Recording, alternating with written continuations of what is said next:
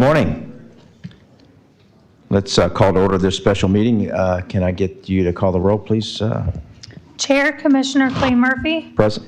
Vice Chair, Commissioner Ann Taylor. Present. Commissioner Christian Whitehurst. Present. Commissioner Sarah Arnold. Present. Commissioner Krista Joseph. This is not working, but I'm present. Push it again. No. Yeah. Tom, come help us out when you get a chance. Okay, thank you.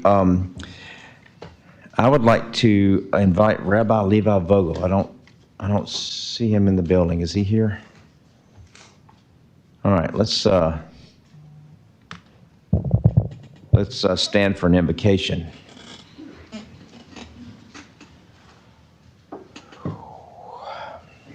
Let's pray. Father, we just thank you so much for the opportunity to be here in this land, in this free land, to come and discuss the issues that affect us in this county. We ask your presence here, your spirit, your wisdom, and your guidance as we go through our meeting today in the name of Jesus. Amen. Amen. And now if I can get Lieutenant Commander, United States Coast Guard, Dr. Joe Giamacco. Please join me in the pledge. I pledge Allegiance to the flag of the United States of America and to the republic for which it stands, one nation, under God, indivisible, with liberty and justice for all.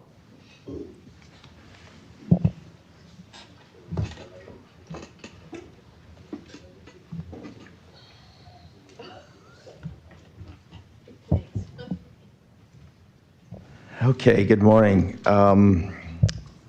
Let's start with Commissioner Arnold. Do you have any additions or deletions to the special agenda? I do not. Okay, Commissioner, let me, wait just a minute. Commissioner Whitehurst. I have none. Okay, Commissioner Taylor. I have none. And Commissioner Joseph. I have none. Okay, I have none either. Do I have a motion to approve the special agenda? So moved. I have a motion. Do I have a second? I'll second the motion. Let's vote. All in favor say aye. Aye. Aye. Okay, all opposed? Yeah, absolutely. Go ahead. You have the floor. Thank you. Good morning, everyone. I don't want to be remiss. We cannot start this meeting without offering a huge congratulations to Commissioner Joseph on her reelection. So I just wanted to acknowledge that. Okay. Congratulations on that. Let's see. We have agenda item number 1. Let's just roll with it. So you'll have to have ex parte Ex parte, that's right. Let's go. Excuse me. Commissioner Arnold, your ex parte? Yeah, come back to me. I'm still trying to pull it up. Okay, cool. Commissioner Joseph? Can you help me?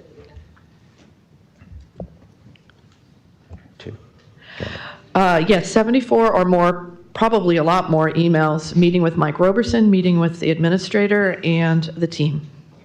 Okay, thank you. Commissioner Whitehurst? I've had 220 emails or more, met with our staff, met with the county administrator to discuss this item. Thank you so much, Commissioner Taylor. Yes, I've had at least 150 emails or more. I had a meeting with Mike Roberson and Keely West. I had a meeting with other administration and staff, and I also had a meeting with Eddie Kramer and staff. Okay, thank you. Commissioner Arnold, you ready to go? I am. Go Thank ahead. you, Mr. Chair. I'm seeing about 150 emails or more. It was probably closer to 200, and I had the same meeting with Joy Andrews and staff to discuss the application. Okay, thank you. This says on my ex parte for me 99 emails or more, but I dare to say it's a little bit higher than that.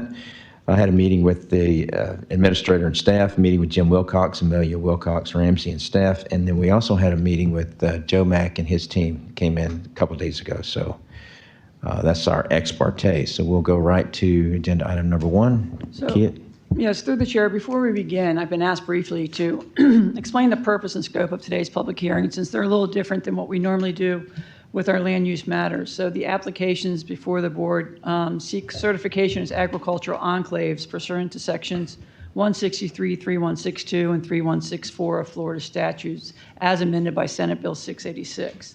These proceedings are quasi-judicial in nature. So for each application, the board must consider the competent substantial evidence, in the record, make factual determinations necessary to apply the statutory criteria, determine whether the application satisfies the requirements for certification as an agricultural enclave.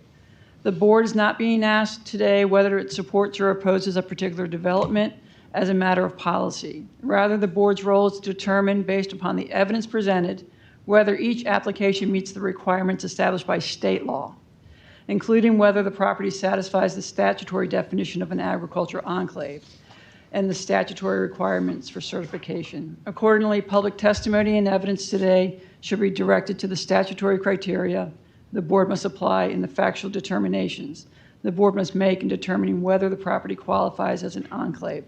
So this isn't a comp plan amendment, it's not a rezoning. It is a statutory determination, so it's not county code. I just wanted to clarify that for the record. Thank you so much. But before you start, I wanted to recognize Rabbi Vogel. I just want to say thank you so much for being here. We started a little bit early, so I apologize for going ahead, but I just want to recognize you for your attendance. So you're free to go, sir. Good morning. My name is Robert Walters on behalf of Heritage Development. We're here today for two applications, NSERT 2026-05 and 2026-06. As Ms. West said, because this is a quasi-judicial hearing, these applications have to be heard separately. So for NSERT 2026-05, this is for Heritage Development East on behalf of Heritage Development Company of Northeast Florida. It's two parcels referenced by parcel ID numbers 13609000005 and 136400000. It's approximately 615.41 acres in size, and this application is for certification of parcels as an agricultural enclave per sections 163.31624 and 163.31644 as amended by Florida's Senate Bill 686, which became effective on July 1st, 2026. Senate Bill 686 amended the definition of agricultural enclave in section 163.31644 and also amended the process for certification of an agricultural enclave pursuant to section 163.3162. A property owner seeking certification of a parcel or parcels must essentially meet the requirements amended in 163.3164 for A through F. The timeline for certification, at least up until the point of today, is essentially within 30 days after the local government receives the application, it must provide a written staff report, and then within 30 days after that staff report, a public hearing must occur, which is what we're having today. So generally, the definitional-based criteria is essentially to be eligible for certification as an agricultural enclave. The following factors must apply to the requested unincorporated, undeveloped parcel or parcels of land as of January 1st, 2025. The parcel or parcels must be owned or controlled by a single person or entity. The parcel or parcels must have been used in continuous use for bona fide agricultural purposes as defined by section 193.461 for a period of 5 years before the date of the application, must meet one of the 5 perimeter requirement definitions in subsection C. The parcel or parcels seeking certification must have public services or agree to enter into a binding agreement to pay for those services. The parcel or parcels must not exceed 1,280 acres, but if they do exceed that size, there's additional criteria. And then finally, the parcel or parcels must be located within a county with a population of 1.75 million or less. Heritage Development East, as I said, is 2 parcels, essentially to the east of I-95 and then south of State Road 207. This is the current flume designations for the parcels. It's currently has a combination of flume designations, both mixed use at kind of the northwest of the parcel, and then the remainder of the parcel is rural silviculture. And it's also surrounded by a mixed use district, more rural, and then residential C to the east. The current zoning of the property is open rural, and it's surrounded on the west by a PUD, similar to the northeast of the property. to by PUD, and then to the east, I believe it's residential 2. So for certification of application 2026-05, Heritage Development filed its application for Heritage Development East on July 1st, 2026, which was received and processed by staff on July 7th, 2026. Staff provided its written report regarding whether the application met the requirements for certification on July 31st, 2026, and staff determined that the application demonstrates that Heritage Development East satisfies the statutory definition of an agricultural enclave. When preparing this application, Heritage Development utilized qualified legal and technical professionals during the application process, including Ken Metcalf, who's behind me today. Mr. Metcalf has been providing planning services for at least 40 years, including 16 years at the Florida Department of Community Affairs. He holds a Master's of Science in Urban and Regional Planning from Florida State University. He is certified as a planner by the American Institute of Certified Planners, and he's participated in numerous administrative and other types of court proceedings. After the meeting was noticed, there was a publication in the St. Augustine Record, which is on the screen. So the proposed development that Heritage Development seeks to develop is a property not to exceed the highest allowable densities for the uses currently surrounding the property. This will essentially allow the subject property to develop single-family residential up to 13 units per acre, and then upon certification as an agricultural enclave, Heritage Development will submit development plans to the county as required by section 163.3162 for E, further providing information about the development. So for Heritage Development East, all the statutory requirements in 163.3164 for A through E or A through F have been met. As of January 1st, 2025, the subject property contains only undeveloped parcels located in unincorporated St. Johns County. They are owned and controlled by a single entity. They have been in continuous use for bona fide agricultural purposes for at least 5 years before submission. For the perimeter or proximity analysis, it utilizes one of the sub-definitions, which allows for an ag enclave that does not exceed 700 acres, is surrounded on at least 50% of its perimeter by parcels that St. Johns County has designated on the flume as land to be developed for industrial, commercial, or residential, and the property is surrounded on at least 50% of its perimeter by parcels within an urban service area.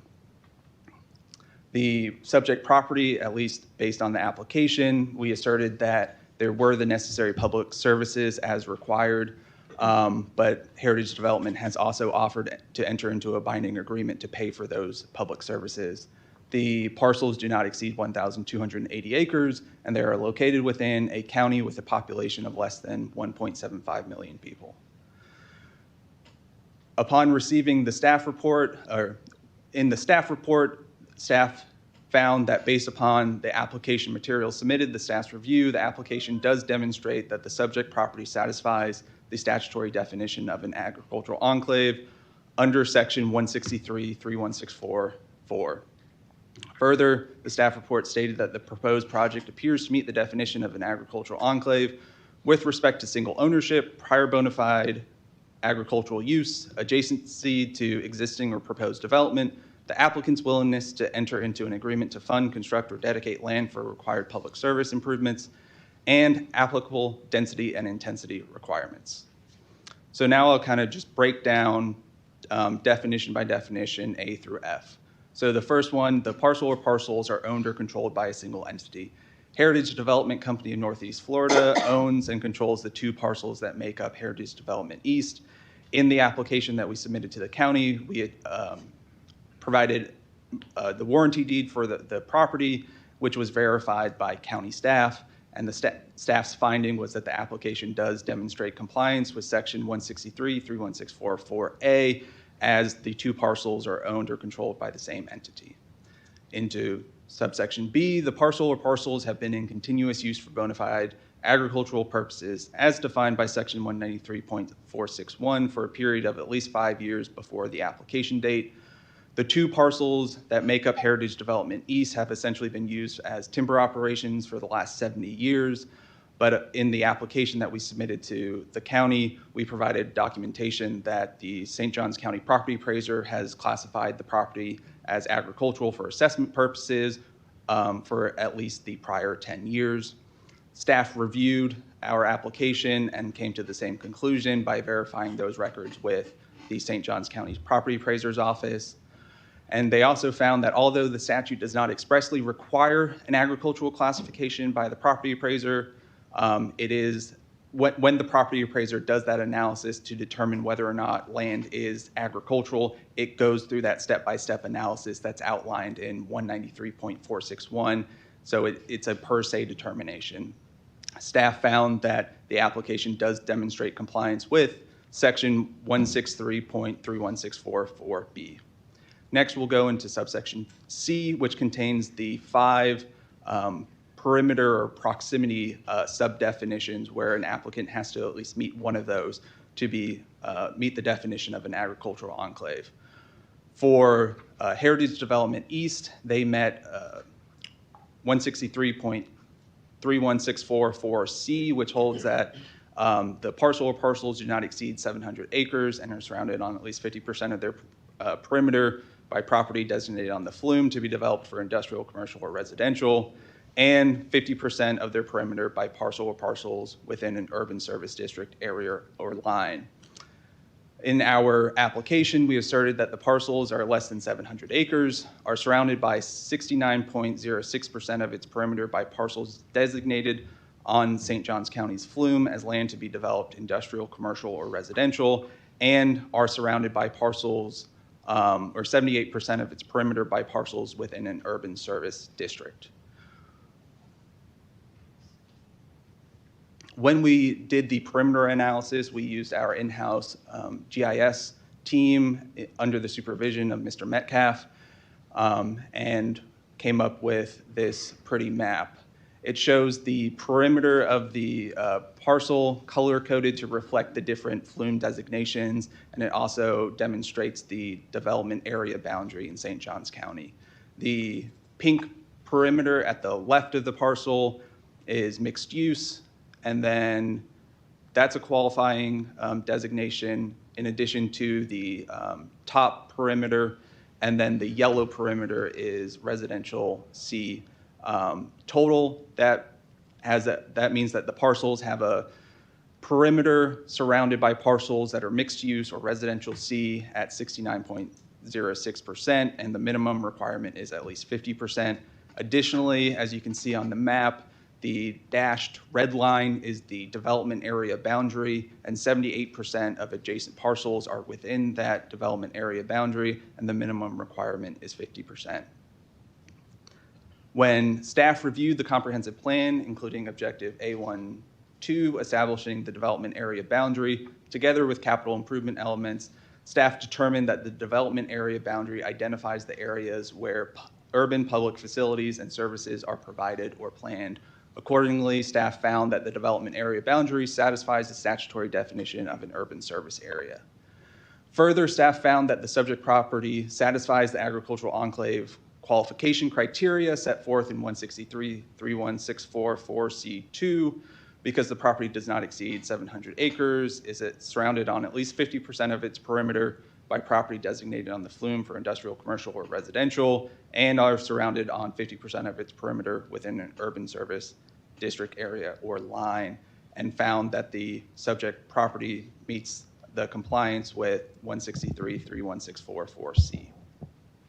Next, there's a requirement that an agricultural enclave seeking certification must either have public services or agree to enter into a binding agreement to pay for such services. In our application, we took the position that the subject property had existing services, but we also offered to enter into a binding agreement if it were determined that those services were not existing. When reviewed by staff, by various county departments, they did determine that there were not all of the required services as defined in the definition, but because the applicant offered to enter into an agreement, it was consistent with 163-3164-4D and thus demonstrated compliance with subsection D. Next, the parcels seeking certification do not exceed 1,280 acres. The two parcels total approximately 615 acres. Therefore, it demonstrated compliance with subsection E. And finally, are located within a county with a population of 1.75 million or less. In our application, we provided documentation from the Office of Economic Demographic Research that showed that St. Johns County's population was approximately 348,000, thus under that 1.75 million threshold, and thus demonstrated compliance with subsection F. So to wrap all that up in one little chart, there's essentially 8 criteria that have to be met. The parcels seeking certification have to be undeveloped. The two parcels are undeveloped. They must be located within unincorporated St. Johns County, which they are. Both parcels are owned and controlled by Heritage Development. The property or the parcels have been classified by the property appraiser as agricultural for at least the last 10 years. It meets one of the perimeter requirements. The Heritage Development has offered to negotiate in good faith with the county to provide for public services. The parcels do not exceed 1,280 acres, and St. Johns County has a population less than 1.75 million people, meaning that the two parcels meet the definition of an agricultural enclave. So staff concluded that based upon the application materials submitted by the applicant and the information reviewed by county staff, the application appears to satisfy the statutory definition of an agricultural enclave because the subject property meets the definition requirements in 163-31644. It must be certified as an agricultural enclave upon request of the county.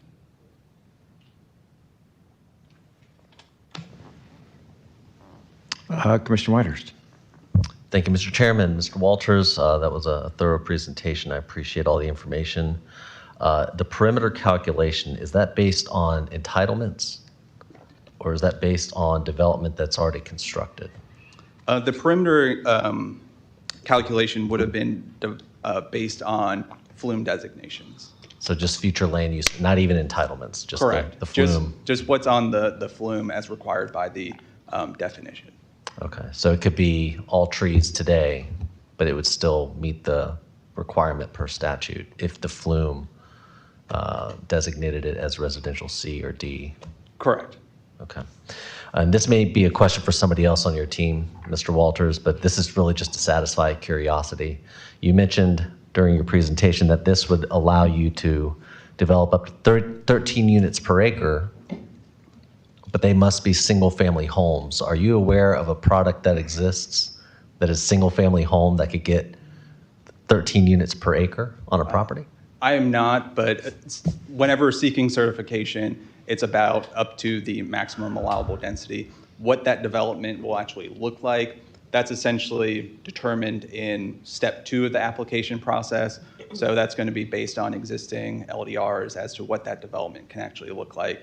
But at least per the criteria laid out in 163-3162, it allows for the maximum densities. But of course, your observation is duly noted that I don't believe that there's a product out there that would allow 13 single-family residential units on 1 acre. I was curious. I didn't know if we were doing 8,000 tiny homes or what we could expect, but realistically, I mean, are we expecting to put 8,000 units on these 615 acres? Or, again, I'm just trying to satisfy curiosity. I can't tell you right now what that development will look like because it'll depend on a lot of different factors in terms of setbacks, existing land development regulations that will constrain what that development looks like. I can't tell you today whether or not that means that it'll be 2 units per acre, 3 or 4 units per acre on average. I just don't have that information at this point in time. Thank you, Mr. Walters. Commissioner Joseph. So was this denied before by the county commissioner, this piece of property? I do not have that knowledge. Can you find out for me real quick? I'll just wait right here. No. Has this been in front of the county commission before, Chris? No? All All right, so we're talking about almost 8,000 homes. Just can you tell me what it's like to work that property? So to make sure it's an agricultural property, what do you do every day? Like, what's happened for the last 5 years? Like, exactly. I do not have that information in front of me, but as required by the statutory analysis, it just has to be bona fide agricultural purposes for the preceding 5 years, and one of the ways to meet that requirements is that classification by the property appraiser. I know that whenever a property appraiser makes that determination, they go through that requirement in 193. I think it's maybe a 7 or 8 requirement. They'll do their own investigations to ensure that it meets the requirements in 193. What would that be? Pardon? What is that? What is it going to be? What do they do every day? I believe it's an existing timber operation. So, like, do they have trucks and roads all in there, and they replant and they take them out, and it's just? I don't know the exact, kind of whether or not when the last cut was and when the last replanting was, but I can find out that information for you. Right now? You want to take a 5-minute break and then we can get back to it, or?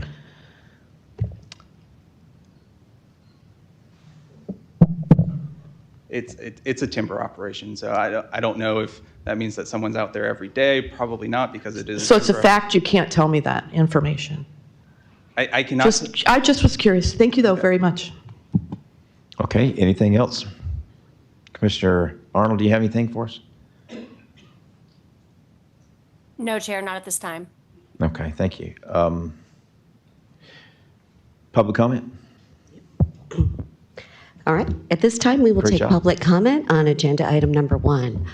Please come up. We've got the 3 different podiums. If you've got something to share, please use the middle podium. We do have a designated speaker. Joe McInerney gets 10 minutes, but I also want to remind the crowd that this is not general public comment.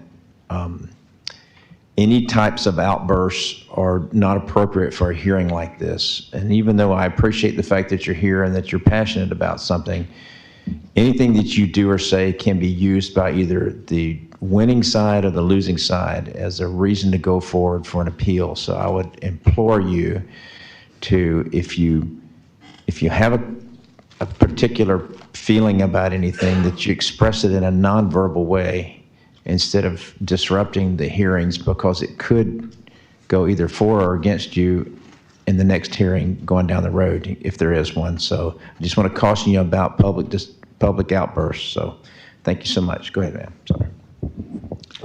Great. Let me So first of all, thank you, Chair, for the 10 minutes. So my name is Joe McInerney, 1005 Blackberry Lane. I am a county resident. I'm also a retired architect. I work with codes and standards my entire career. So my presentation to you today, let me say first that I like Chris Shee. I like Mr. Shee. He's a good man and he does good things for the community. But I do not like Senate Bill 686 nor the Florida statutes that have derived from that. And so I'm here today to present multiple reasons to you to deny. I know you need the nail in the wall to hang your hat, a legally defensible reason to hang your hat on denial, and I'm bringing that to you today. So let's have a little bit of background. First of all, the Community Planning Act is law.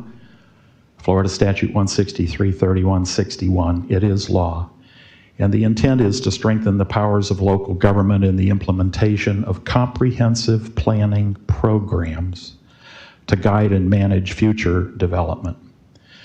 And when we look at subsection 6, it goes further to say it's the intent of this act that adopted comprehensive plans shall have the legal status set out in this act, and that no public or private development shall be permitted except in conformity with comprehensive plans. We have to remember that. That is key. Oop. Let me back up here. Excuse me. Okay. So Senate Bill 686, neither Senate Bill 686 nor those statutes amend or delete 163-3161, the Community Planning Act, and therefore, based on state law, all private development shall conform with your community, your comprehensive plan. That's law. And I'm here to say that this application does not conform. And I ask the question, why? We have heard the various subsections in 3164, but when we look at D, which is that property shall have public services, including water, wastewater, transportation, schools, and recreation facilities, your staff has reviewed and answered there are not presently adequate public services for the site. There are not presently adequate public services for the site. And I say, but wait, how about proportional fair share? Payments offered by the applicant, that's also key. But I'm here to say that the county, you already have an answer based on precedent. Based on precedent using your comprehensive plan, which your state law allows you to do, A134C, which says that in the event that there is inadequate infrastructure, unfunded inadequate infrastructure, an application may be denied. And A1411 is very similar. And your precedent is that, and this is the 2022 Adler Creek project that I have put up there, which is part of the precedent. This was denied in spite of proportional fair share offers. So that's your precedent. And by law, you can use your comprehensive plan and I believe the precedent in which you apply that. So this is key. An application that has inadequate infrastructure can still be denied in spite of proportional fair share offers. In this case, Adler, you could see that the impacted roads and the cost of those roads was going to total over $100 million. Proportional fair share was $13 million, and this project was denied. So I ask, based on your comprehensive plan, where is the traffic study? What roads will cars use? And are there deficient roadways? Well, we don't see that in front of us in the application. But when we go to your transportation analysis spreadsheet and do the math, 615 acres at 13 dwelling units, and Mr. Whitehurst, I appreciate your question about tiny homes, but I'm just doing the math. Because if this is certified, this is the entitlement, almost 8,000 homes. Now, using the Adler Creek project that I did show you and doing some math, it's possible, and that math, there were 1,063 homes there, and there was some math applied to it that brought the peak hour trips down to 82% of the DUs of the dwelling units. So using that same math, and your county staff would have done this for you if going through the normal process. They would have identified impacted roads, they would have identified peak hour trips. I'm here to say that based on that math, there could be over 6,000 peak hour trips. And using your transportation analysis spreadsheet, 207 is already operating at 96.6% already. And that's only with 4,200 peak trips. We're looking at an additional 6,000. That does not meet your comprehensive plan. This is also a wet site. Again, from your county website, you can see in yellow and blue. Yellow is developable, blue is wet. So there would be wetland impact that would have to be mitigated to gain net developable areas. But this application with 615 acres times 13 is asking for 8,000 units. And I'm just here to say that they do not have 615 net developable acres. Again, that does not comply with your comprehensive plan. And finally, this is a little vague, but I'm going to put it out there anyway. Your comprehensive plan talks about infrastructure. School districts say that schools are infrastructure. So where are the school district's comments? And particularly in the face of declining school budgets, how will students from 8,000 homes be accommodated? And so my conclusion is that based on the Community Planning Act, the county's comprehensive plan is still king. Your comprehensive plan is still king. And yes, you can use that.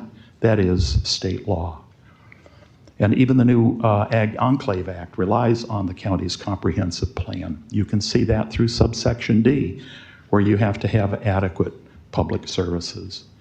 But they fail to overcome the county's use of its comprehensive plan, particularly in the precedent and ways in which the county has applied that plan to deny an application in spite of proportional fair share.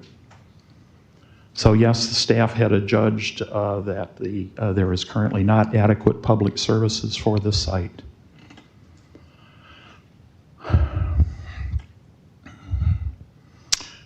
And Tyler, I'm using the clicker here. So it's my position that the county commissioners, you do have a legal basis for denying this application, and therefore you should deny this application. And as the attorneys always say, thank you, I'm here for questions. But let me just add a couple of postscripts. If this application is certified today, this is the last time you or us will ever see this project again. It moves forward certified for 8,000 homes, 6,000 peak trips. It will overwhelm infrastructure. And if certified today, the project just simply moves forward to your building department and your staff review development plans. We heard today that the attorney could not answer what the development plan would look like. This is a blank check, but a huge blank check with huge deficiencies built in. And so I just urge you, please, please, please apply your comprehensive plan. That is your right. The state law gives you that right. 686 did not alter that. Therefore, you can still apply it. Please apply it and deny this project. Thank you. Thank you. That's what I'm talking about. Next. Anyone else? Now's your time. Come on.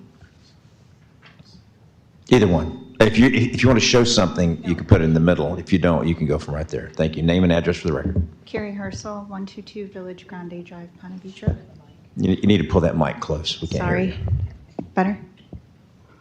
I did not intend to come here to talk about this parcel, but I believe what I have learned applies to all these developments proposed. I want to talk about the actual legal law, legal definition of parcel.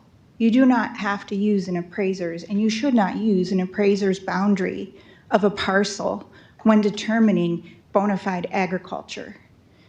A parcel could be whatever is displayed on a soil map. Those are split into parcels. Whatever is displayed on an environmental boundary map, those are parcels. But they are deferring to tax parcels. And the state law and courts have decided that tax parcels are not the final dictate land zoning regulatory boundaries. The courts have consistently held that tax parcel boundaries are created for property appraiser convenience and do not dictate land use, zoning, or regulatory boundaries under Florida law. Using tax lines as a property for land is an administrative shortcut and not a legally binding boundary. Under the statute, an agricultural enclave requires legitimate bona fide agriculture use across the entire claim, not just blanket coverage use, including raw, uncultivated land.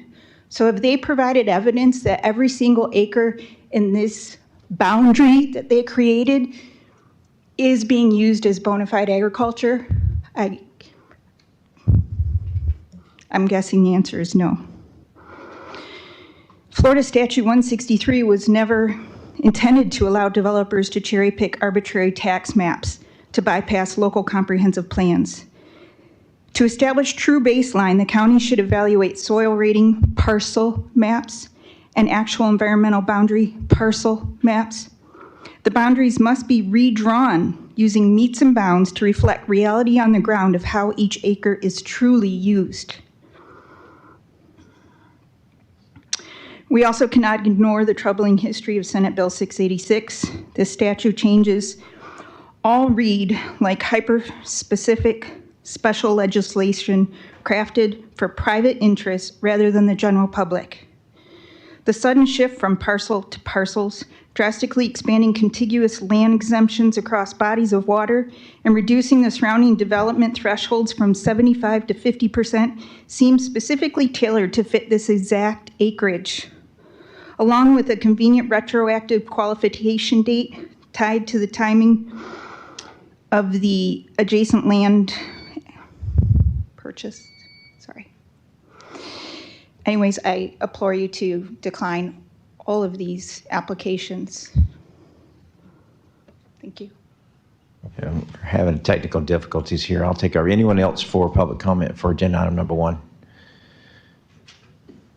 Okay, seeing none, we'll come back to the board.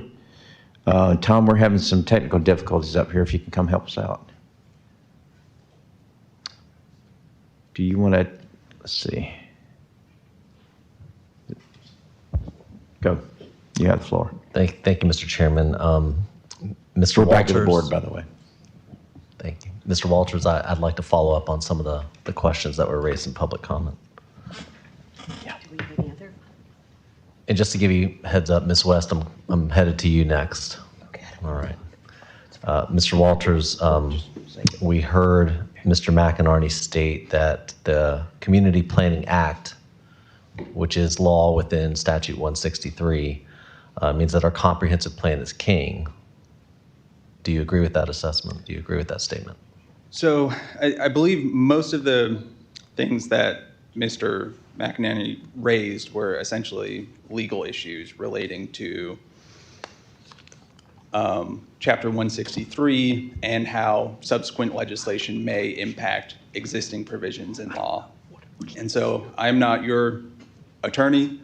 Ms. West may have some clarification as to how the interaction between subsequently amended provisions of the Community Planning Act can be read in continuity with each other based on the effective date of legislation that amends it.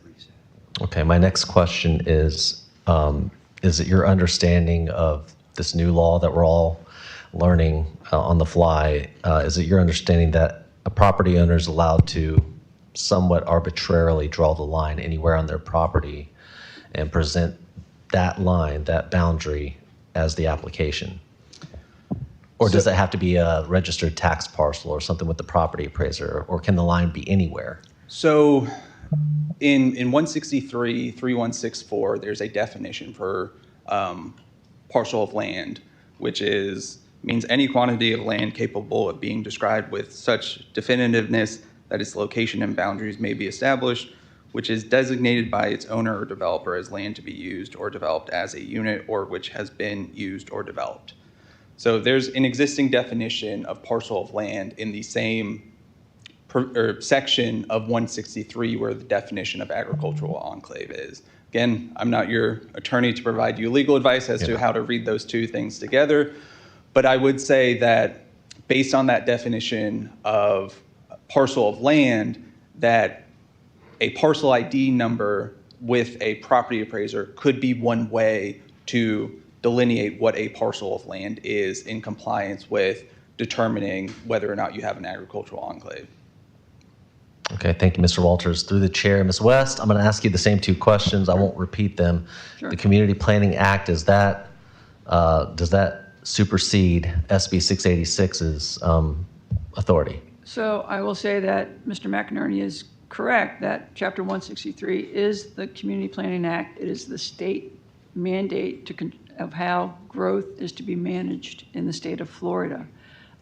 With regard to Senate Bill 686, it specifically, so basically it provides a limited statutory preemption because it begins with notwithstanding any other law or local ordinance, resolution, or regulation.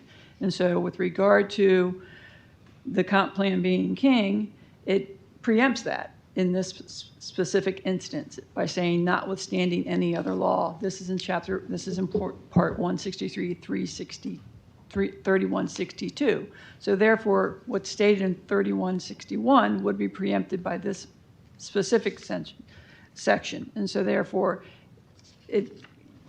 you would have to look at the statutory definition here and apply these elements as to whether or not it meets the definition of agricultural enclave. It is relying strictly on state law and not the county comp plan. So if I'm understanding you, the language in SB 686 explicitly preempts the Community Planning Act or anything else in 163? It's a limited preemption, but it does preempt that, correct, for this purposes of the agricultural enclave definition. Thank you, Ms. West. And the last question is about the lines on the parcel. Can the applicant draw the line wherever they see fit to meet the definition?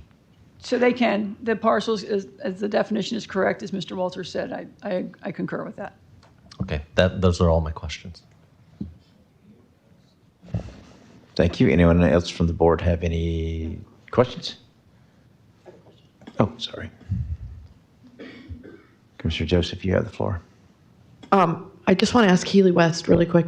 So who is deciding that that's how it's looked at? I mean, did you look at it that it's what you just said, that it's not a preemption, like the comp plan isn't king? I mean, do other attorneys feel a different way, or is that just the way you looked at it, or? So we're just applying the laws as written by the state legislature. So it specifically says notwithstanding any other law or local ordinance or resolution. And then it goes on to say how the applicant can apply for and what should be applied. So we're just, the plain meaning of the Senate language is of the state language is what we're looking at. Okay, so, but can that be looked at by other attorneys in a different way? I would say no, it's very clear. Okay, thanks. Okay. Rebuttal? Yes, on the points that were raised by Mr. McEnany, as I kind of explained, a lot of his points that he raised were on more legal issues rather than factual issues, rebutting the evidence that we presented that we meet all the criteria in 163.31644A through F.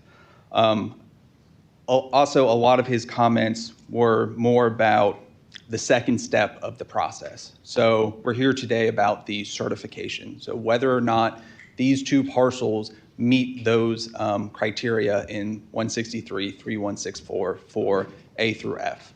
And at least what was presented today, there was essentially no rebutting evidence that I had heard that made any counterpoints to say that what we presented wasn't factually accurate, in addition to how staff analyzed it, reviewed it, and then also came to the same conclusion. Additionally, I did want to point out that though Mr. McEnany said things about, this could develop up to 8,000 acres, this is about the certification of it. There's the second step of the process that he pointed out, which is essentially through staff, where whenever those development plans are submitted, they have to meet all applicable state and federal requirements and also local land development regulations. So, if there are wetlands on the property, then any development would have to be in compliance with DEP or water management regulations. If there's setback requirements that are in the local development regulations, then this development would have to be in compliance with those. And that's the second step of this process that's laid out in 163.3162 for, and specifically more so for E through G, I believe, where they lay out, once you are certified as an agricultural enclave, then you submit those development plans.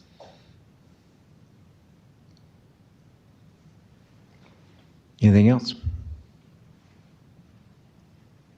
Nope. Come on. Okay. All right, thank you so much. We're back to the board. Any other discussion or comments? Commissioner Taylor, you have anything? Yes, I'm just thinking out loud here. I mean, we are truly in uncharted territory. This is a brand new legislation, and the fact that this is the only time that this will be in front of us is we've got to make sure that we make the right decision today. And to me, there's too many questions about this right at this point. Okay. Anything else? Yes, I wasn't satisfied that it meets the agricultural working out of the actual property for the last 5 years the way it should be, so I am denying this. Thank you. Okay, did you want to put that in the form of a motion? It's not my area. I'll make the motion. Do I just read this? Make the motion. I make a motion to deny agricultural enclave certification application, ENCERT 2026-05, finding based upon the competent substantial evidence contained in the record that the subject parcels do not satisfy the statutory definition of an agricultural enclave under Section 163.3164 Florida statutes and the requirements for certification under Section 163.3162 Florida statutes, and direct the Office of the County Attorney to prepare the final written order, including findings of fact and conclusions of law supporting the board's determination as required by Section 163.3162. Through the chair, so Commissioner Taylor, with that motion, I'm going to need you to state the facts that you're basing that on. So I'm going to use it on the fact that the fact that we have questions about how it's even been managed in the last few years, as far as does it truly meet the bona fide agriculture? Because we had a number of questions today that were not answered. So I have questions about that. Second. I second that. Okay. So we have a motion on the floor, right? We do. We have a motion on the floor. Commissioner Whitehurst. Just a point of discussion, Mr. Chairman. Thank you for recognizing me. So Commissioner Taylor, you're making a motion to deny based on doubts presented that this meets the bona fide agricultural operation. What evidence was presented either by the applicant or by somebody in public comment? What evidence did we see Well, that we this is asked not a bona about- fide agricultural operation? Well, we asked about the last 5 years and that and what really has gone on. And also, I do want to interpret the 163.3161. So I would like that included. I mean, I understand that your interpretation is that the other is before that, but I do think that we need another interpretation of that. Can I speak? So hold on, I still have the floor. So again, I'm just trying to get an answer to the question. What evidence was presented that this doesn't meet the statutory definition, right? We want to see cows or crops being grown, and we think that that's the only ag, but there's a timber operation as answered by the applicant. And I think, I'm not an attorney, and I'm not pretending to be one, but I think that that meets the statutory definition of agriculture. What evidence did we see presented in today's hearing that refutes that? Well, I would like to look at the tax parcels. I mean, I think there's a number of things that we can look at. You know, how the definition of a parcel within that agricultural. Okay, well, based on that answer, I think we're on some shaky legal footing in terms of a motion to defend ourselves against a denial here. I'm not hearing any competent substantial evidence as a reason to deny. And I think that we should all be very aware of that before we proceed with this motion. Okay, thank you, Commissioner Joseph. Yes, that's why we are all separate commissioners. We don't have to be told by Commissioner Whitehurst what to do. If we feel a certain way and that's how we're going to vote, we represent the community. And I don't think you should be bullied, Commissioner Taylor. And if you believe something and I believe something, it's up to us to vote that way. I didn't really feel like that was bullying. I think he was asking a a legitimate question, but there is a motion out there and there is a second. So without any further discussion, I think we need to vote on it. So now, are we going to do just a voice vote only, or because Commissioner Arnold's not in the building, or does it matter? What would you rather see? You can do it either way. We can record it. Okay. Well, then let's do like we did yesterday. Let's bring up the vote and let's vote on this unless there's anything else that anyone else has. Okay. Bring up the voting. There you go. Yeah, it's coming. All right, here we go. Does everybody have it? No, I don't have it on my phone. All right. In that case, we'll just do a voice vote. All in favor of the denial, say aye. Aye. Aye. Okay, we have 2. All in favor, all opposed to the denial, say aye. Aye. Aye. Aye. Okay, that fails 3-2. Thank you. So in this instance, if we could just get an affirmative motion. Mr. Chairman, I'd be happy to make a motion. Please do. Okay. I'm going to move to approve Agro Enclave certification application, insert 2026-05, upon finding that based upon the competent substantial evidence contained in the record, the application demonstrates that the subject parcels satisfy the statutory definition of an agricultural enclave contained in section 163.3164, subsection 4, Florida statutes, and the certification requirements of section 163.3162, subsection 4, subsection A of the Florida statutes. Okay, we have a motion. Do we have a second? Second. Okay, we have a second. Any discussion? Okay, do we have, has everybody's got their votes up now? Okay, let's go ahead and vote. And you can vote by saying aye or nay. Yes. Okay, so we have, that carries 3-2. Thank you. Let's go to agenda item number 2.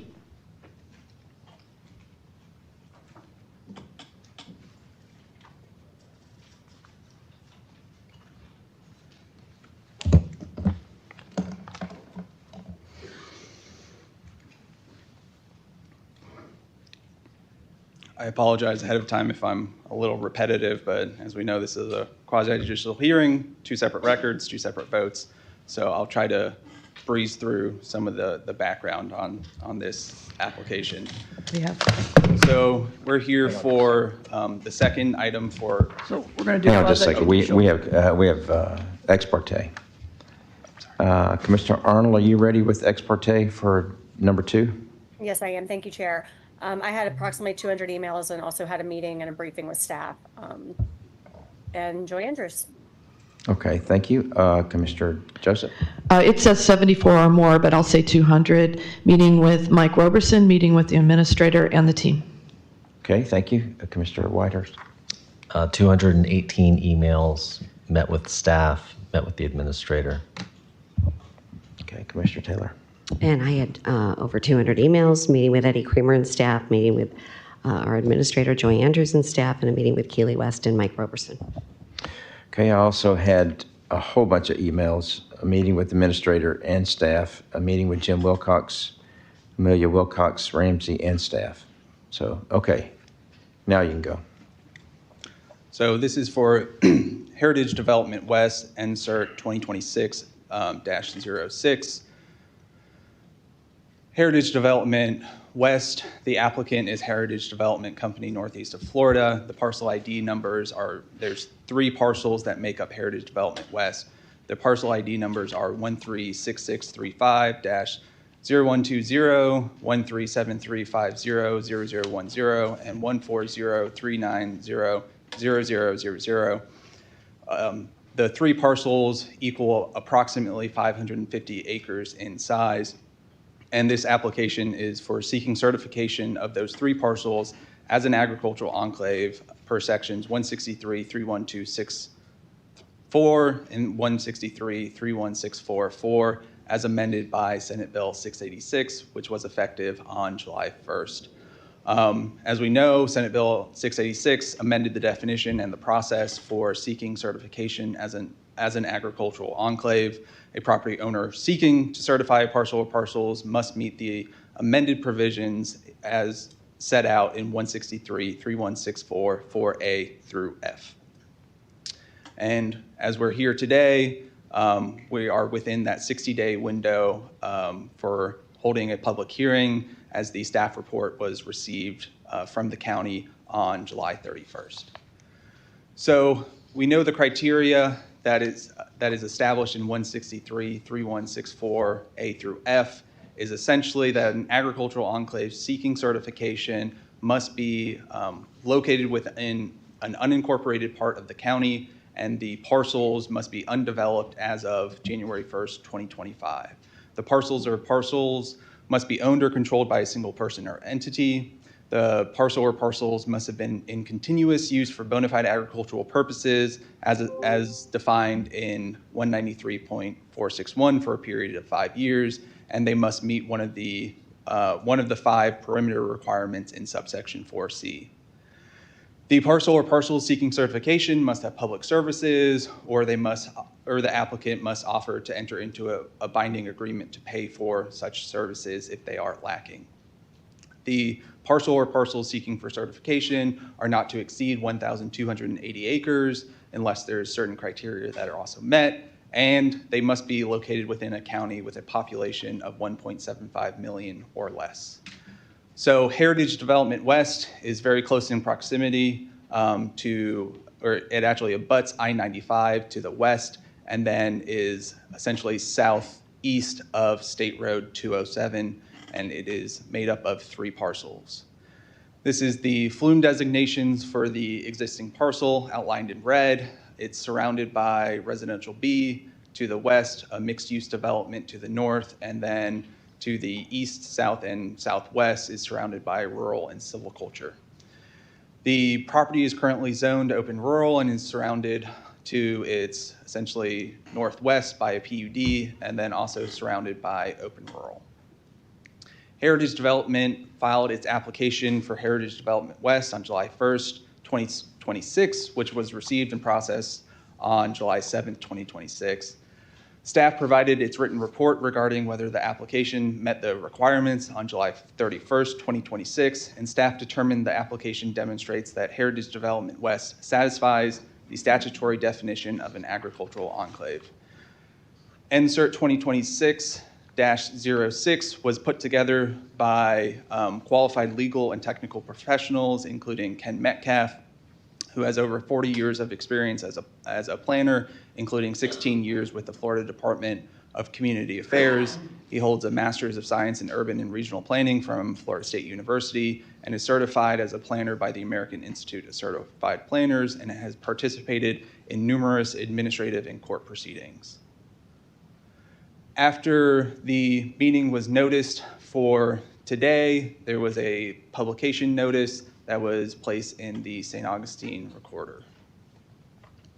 Heritage Development seeks to develop the subject property not to exceed the highest allowable densities and intensities for the surrounding parcels. The subject property will include residential up to 13 units per acre, commercial and industrial up to the highest allowable intensities, and other uses permitted under mixed use. Upon certification as an agricultural enclave, Heritage Development will submit development plans with the county as required by 163, 3162, 4E, and then go through that process. So NCERT 2026-06 has met the statutory requirements for the following reasons.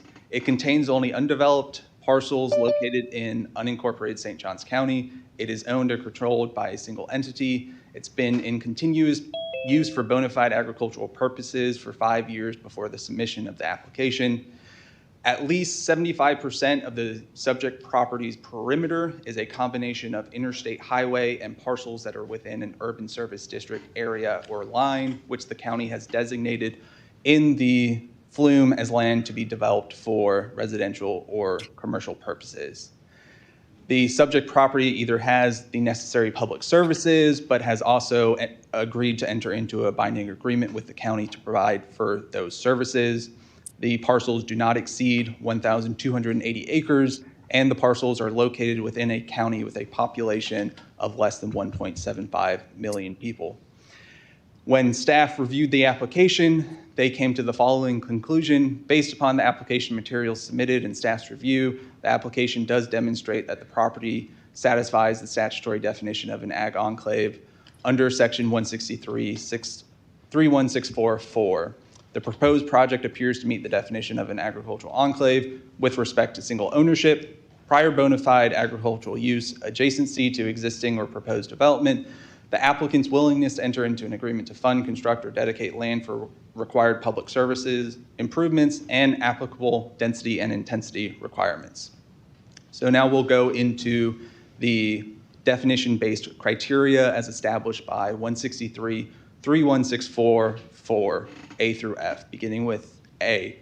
The parcel or parcels have to be owned or controlled by a single person or entity. Heritage Development Company of Northeast Florida owns and controls the 3 parcels that make up Heritage Development West. As part of the application, the warranty deed for the property was provided to staff, which they verified, and they made the following determination that the application does demonstrate compliance with section 163.31644A. The parcel or parcels have been in continuous use for bona fide agricultural purposes as defined by 193.461 for a period of 5 years before the date of any comprehensive plan amendment or development application. The 3 parcels have operated as a timber farm for over 70 years and have received agricultural classification from the St. Johns County property appraiser for at least the prior 10 years. In addition to that, the subject property has received that classification from the property appraiser. Also, as part of the application, we went through essentially the step-by-step criteria that is laid out in 193.461 that the property appraiser also went through in making that determination that the parcel is agricultural and meets the bona fide agricultural purpose test. Some of those criteria are the length of time the land has been used. So in 1956, the subject property was leased as a pine farm operation and has continued to be used as a pine farm operation today. Whether the use has been continuous, since 1956, the parcels that are subject to this application have been used for a pine farm. The purchase price of the land, the entirety of the parcels that were purchased that make up the various parcels that are owned by Heritage Development of Northeast are commensurate with property that is used for agricultural purposes whenever they purchase the property. The size of the properties that were purchased were very large. These 3 parcels are 550 acres in size, which is similar to other ag or timber farm operations. And so in going through that analysis, similar to how the property appraiser made the determination that these parcels are being used for a bona fide agricultural purpose, we also laid out that criteria and that analysis in the application material that we provided. Additionally, the St. Johns County property appraiser is a constitutional officer, and they both are imbued with constitutional and statutory authority to make that determination and make that analysis whenever they're determining whether or not property is being used for a bona fide agricultural purpose.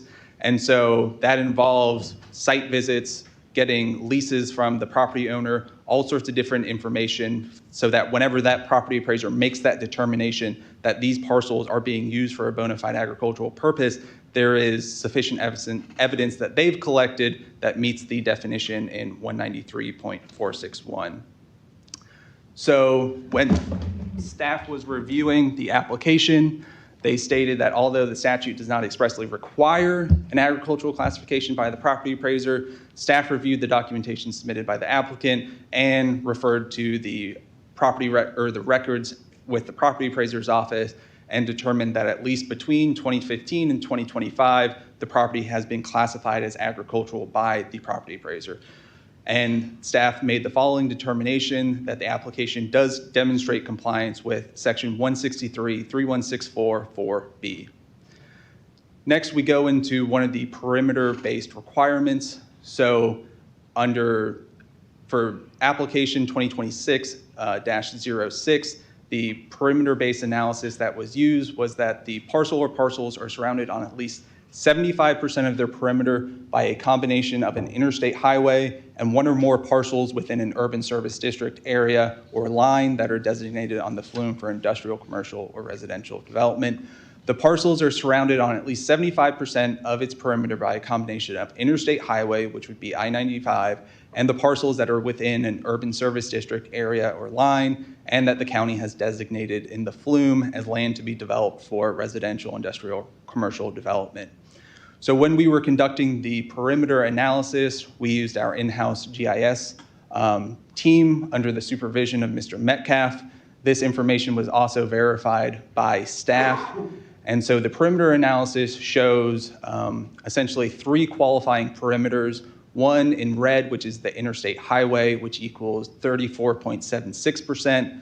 Another perimeter is the mixed-use district on the flume, which is approximately 13.8%. And then the residential B flume, which is approximately 32.03%, which means that of the subject property, which is approximately 32,355, or has a perimeter of approximately 32,355 feet, 25,893 feet, or 80.59 or 59% of that perimeter qualifies under 4C1C.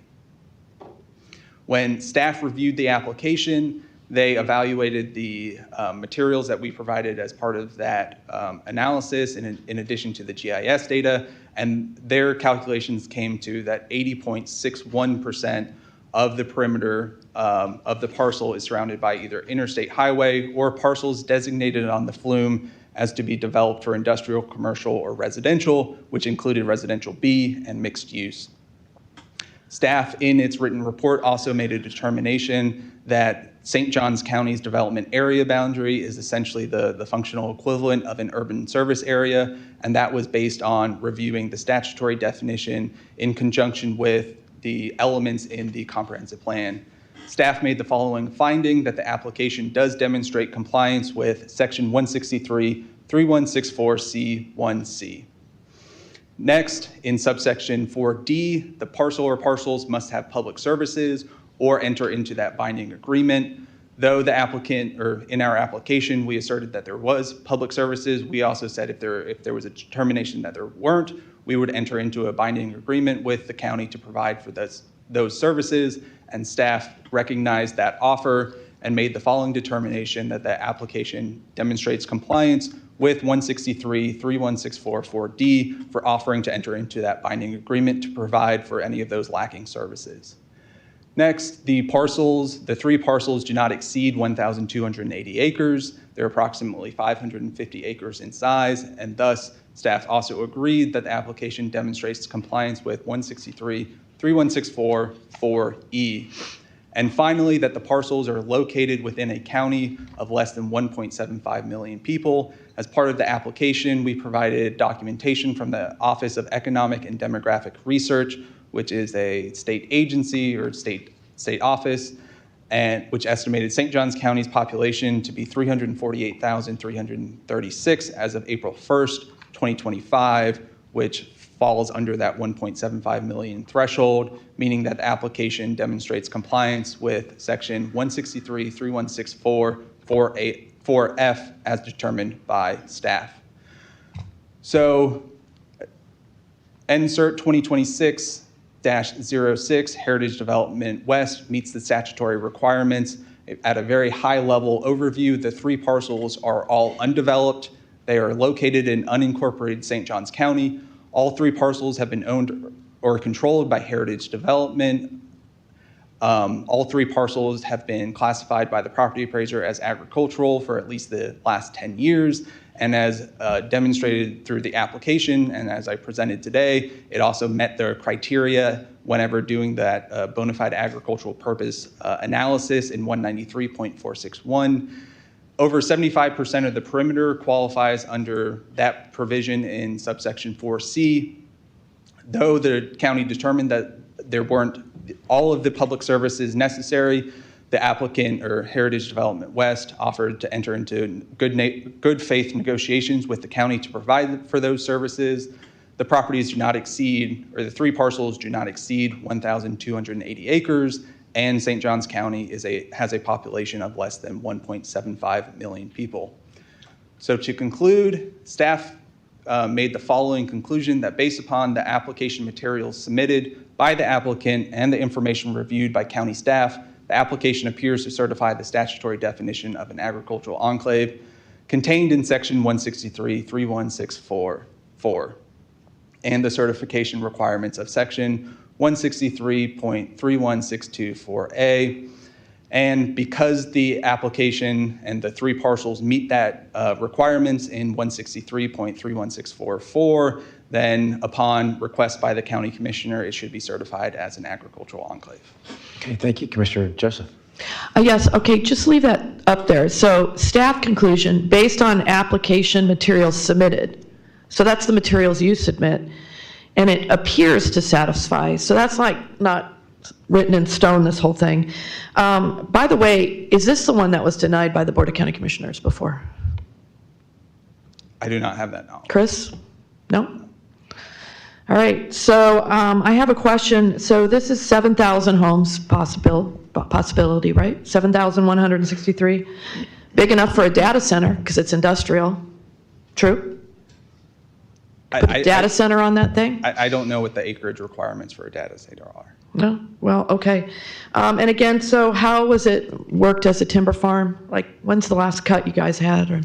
I don't have that information with me, but as I said as was demonstrated in the application and as provided in this presentation, the St. Johns County property appraiser did that analysis as required by 193.461, going through that step-by-step analysis to make that determination that it's being used for a bona fide agricultural purpose. And I believe as part of that analysis, the owner would have provided information relating to leases, timber management plans, in making that determination. Well, until I see that, I really can't be on your same page. Sorry. Thank you.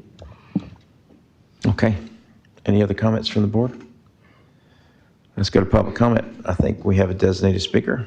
Okay, at this time we'll take public comment on agenda item number 2.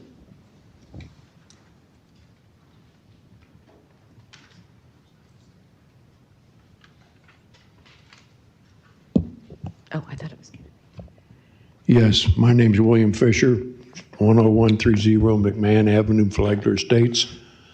I had a friend of mine, his name was Buzzy DuPont, from DuPont Land Clearing in Hastings, and he owned a lot of the property in that area off of US 1, and it was declared wetlands. He could not use it at all. Thank you. Thank you. Good morning.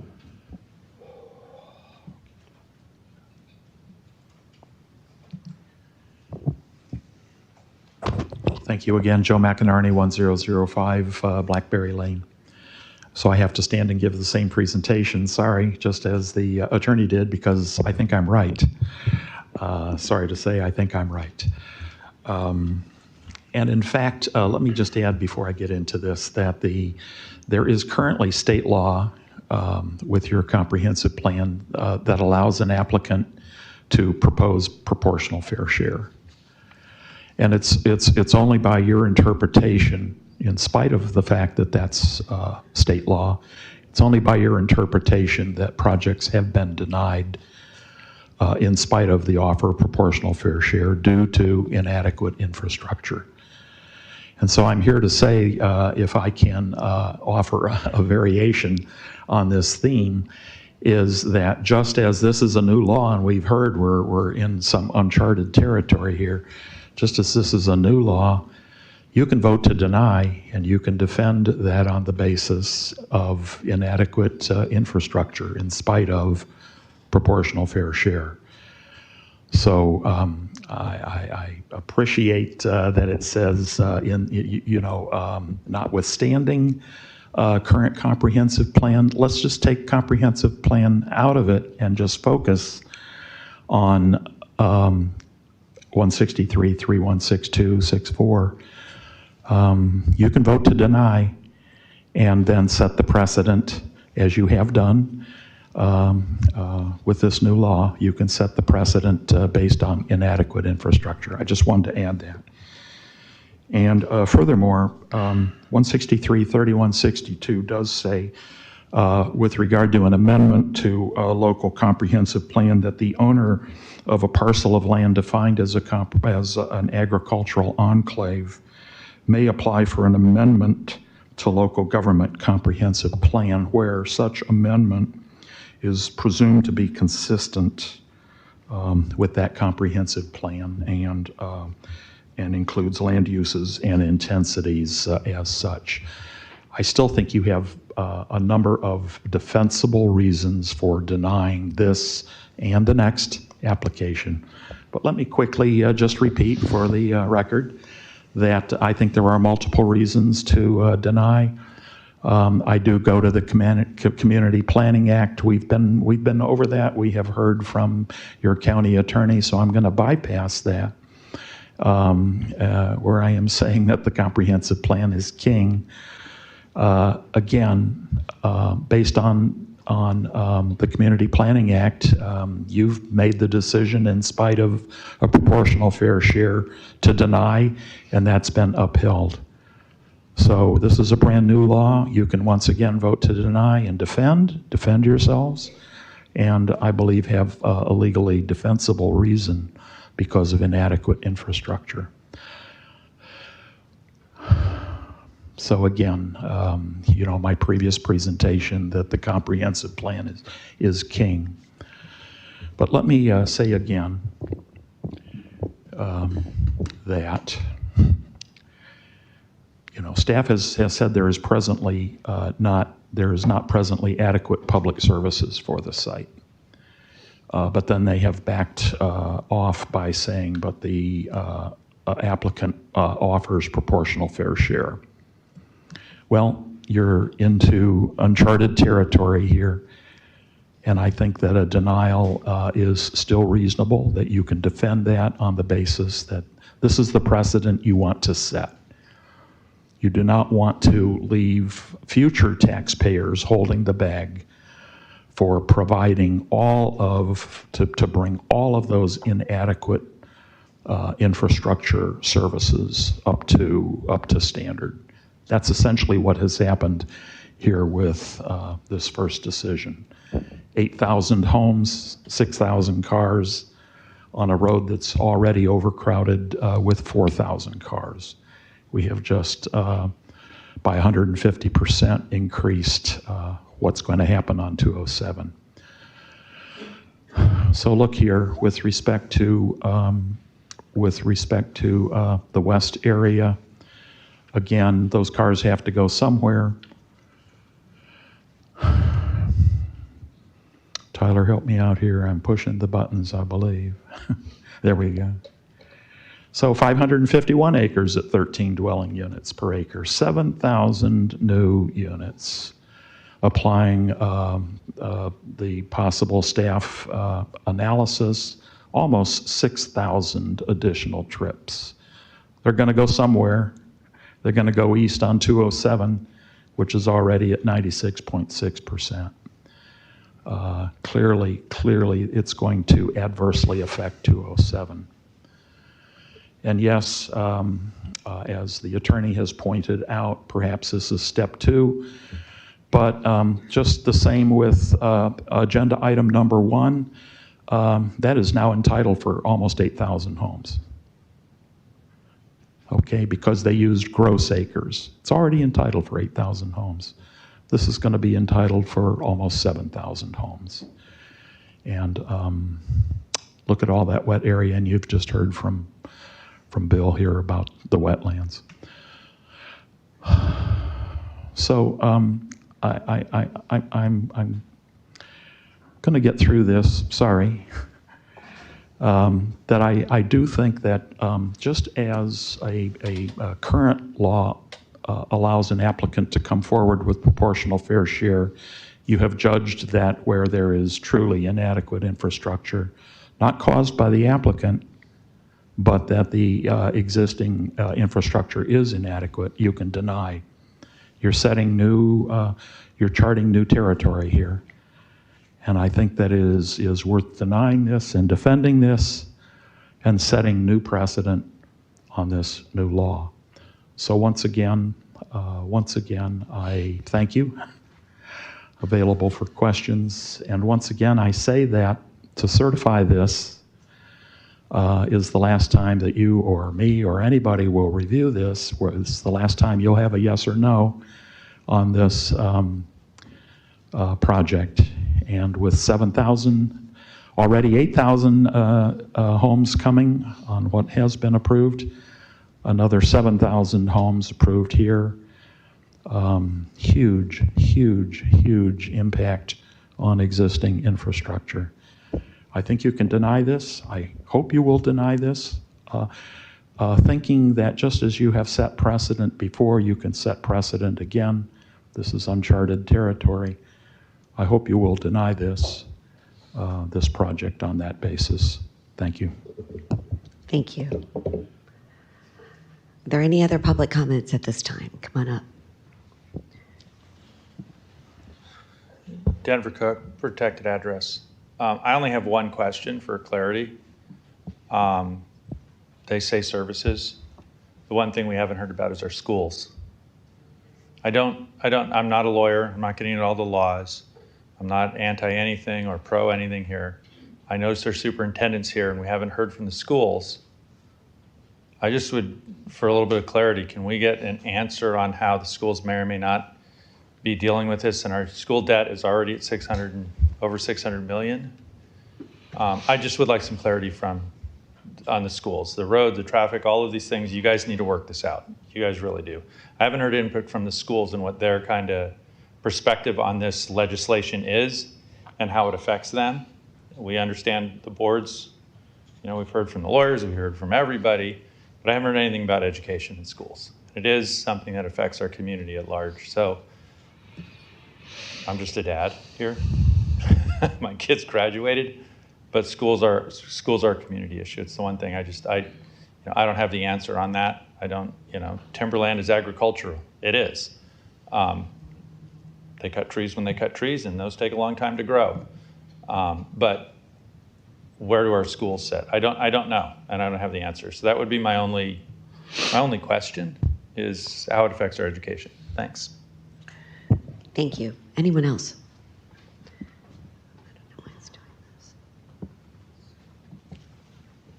Good morning. Hello, my name is Rachel Trefaletti, 291 Valley Grove. I just have a quick question. With bona fide agricultural purposes in Florida means good faith commercial agricultural use of land aimed at generating profit.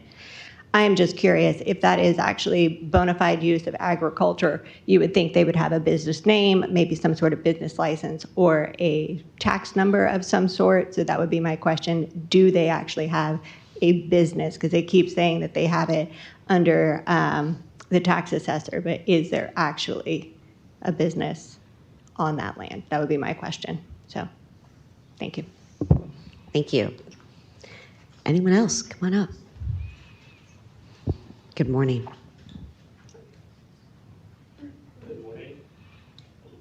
Chris Farrell, 410 Alapata Avenue, St. Augustine. I have more public comments on the next agenda item, but there was one general question I had that I felt I'd share for this one. The Senate Bill 686, as enrolled, the statute says all the criteria must be met as of January 1st, 2025. And in reviewing some of the materials in the packet, there seemed to be a combination of dates used for determining boundaries and percentages, some more recent data in 2026. And so I just wanted to ask the question to make sure that staff did, review this as of January 1st, 1st, 2025, and that y'all feel comfortable if you're certifying that it meets that requirement of the law, that you've seen the data that shows not only are they met now, but actually as of January 1st, 2025, all of these conditions described, the criteria were being met. Thank you so much. Good morning. Good morning. Jean Acklin. Oops, sorry. Jean Acklin. I'll like to keep my address private, but I can attest that I live in Cypress Lakes, and my backyard backs up to the preserve to which this is speaking. So I do have a very vested interest, and I also have to deal with the traffic on 207, and it is already a mess. And since this has been approved for the 8,000 on the other side of the highway, planning this for however many more there will be, that is a true concern specifically for myself, as well as any of the other wildlife concerns that are there as well.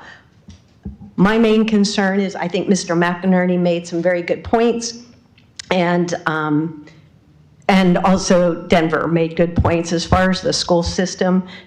We're already having issues. It says that the infrastructure has to include schools. I'm not, Denver also mentioned, I'm not hearing that.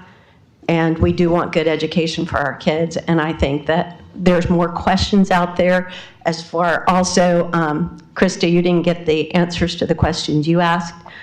Well, I can't say that I don't know the legalities. I can't say, yes, you should approve or should not approve. I encourage you all to do further research, get the answers to the questions you've asked. And if you can't deny it, I ask that you postpone this decision until all the information can be presented to you. Thank you. Thank you very much. Is there anyone else?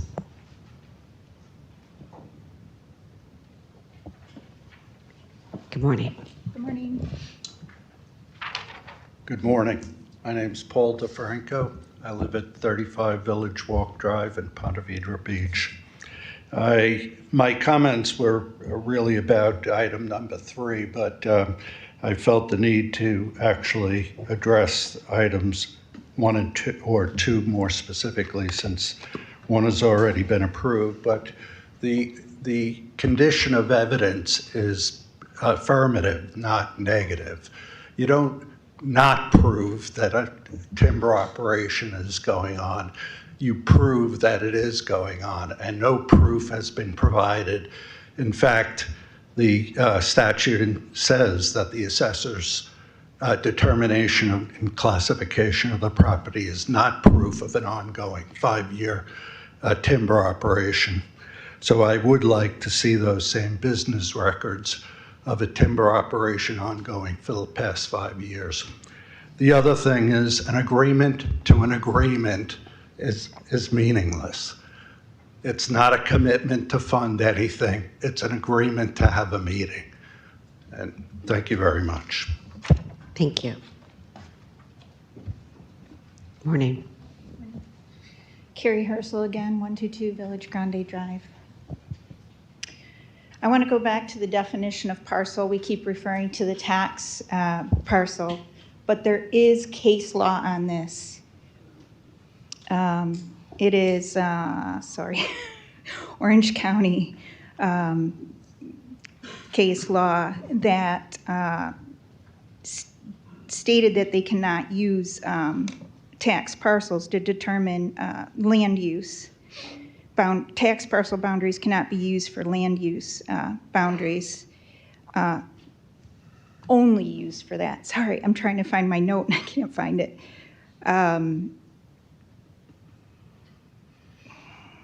Land use boards must look at actual ground use when evaluating enclave criteria.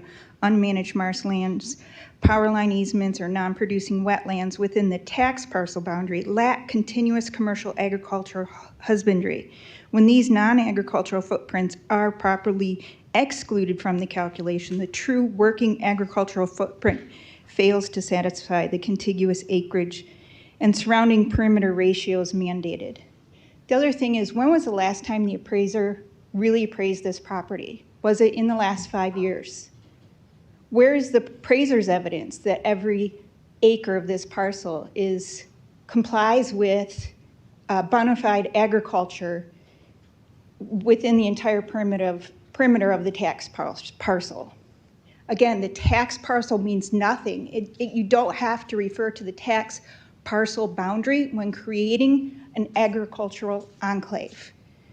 And the fact that they keep referring to the appraiser decided it is means nothing. Yes, for tax purposes it does, but for agricultural enclave, there is a higher requirement to meet than just the appraiser appraised this boundary as such. And they're not meeting that requirement. They haven't brought sales records. They haven't brought evidence of harvesting, evidence of maintenance, evidence of anything related to the business. Like she said, show me a business name, business number, show me receipts. And that should be the most important part of this is you have to prove that it truly was agriculturally used and not just kept as trees just to say you have an agricultural tax bracket for your land. So I urge you again to decline this because you are setting a huge precedent and it will be remembered by every resident. Thank you so much. Is there anyone else at this time with public comment on agenda item number 2? Okay, seeing none, we will close public comment.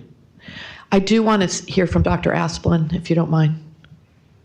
I don't mind at all. Okay. Dr. Asplin, do you Thank have a you, minute Chair. to come up here and field some questions about school concurrency? Yes, sir. Yes, ma'am. Yeah, I just, so let me, if you don't mind, there were some questions about the school. What I don't want to do is I don't want to get this outside the purview of what our hearing is about. Mm-hmm. But there were some concerns about school concurrency and how we would deal with the numbers going forward. I was wanting to pick your brain, see if you had any thoughts about that. Correct. Yes, thank you. Yes, I mean, anytime we have many homes being built and students moving in, that will impact the schools. In the past, throughout our past here in St. John's, students have moved in so quickly that we've had to build schools very quickly. So it's hard to save enough money to build a school without having a COPS or a mortgage on that school. And when you're building them that fast, you have to borrow dollars to build them. And so that would probably require us to borrow, because we will have to build more schools with that many students coming on board. I can tell you that in this past year, our increase in student population that has been about 4.5% every year has come down to about 1% this year. And so some of the schools that we thought we were going to build in our 5-year plan, 10-year plan, we've decided that we're not going to do that right now because we want to see how things shake out. And so we've been able to save some dollars, which has been fantastic. And we will need to build a high school in Silverleaf, which is going to take us 3 years to build. But we think with saving over the last 1.5 years and not building as many schools or thinking that we're not going to have as many schools, we've been able to save enough money. We may not have to have a mortgage on this high school, which is absolutely incredible for us. It's $100 million that we won't have to borrow. But if we do find that we're having to build 2-3 schools every year like we have been, you have to borrow, and that will impact the taxpayers for sure. The impact fees and the proportionate share that we receive on schools pay for about a third of the schools. So we always have to borrow that other 2/3 or use what we can through the half-cent sales tax. Okay, thanks so much. Any other questions? Thank you so much for coming up here. Thank you.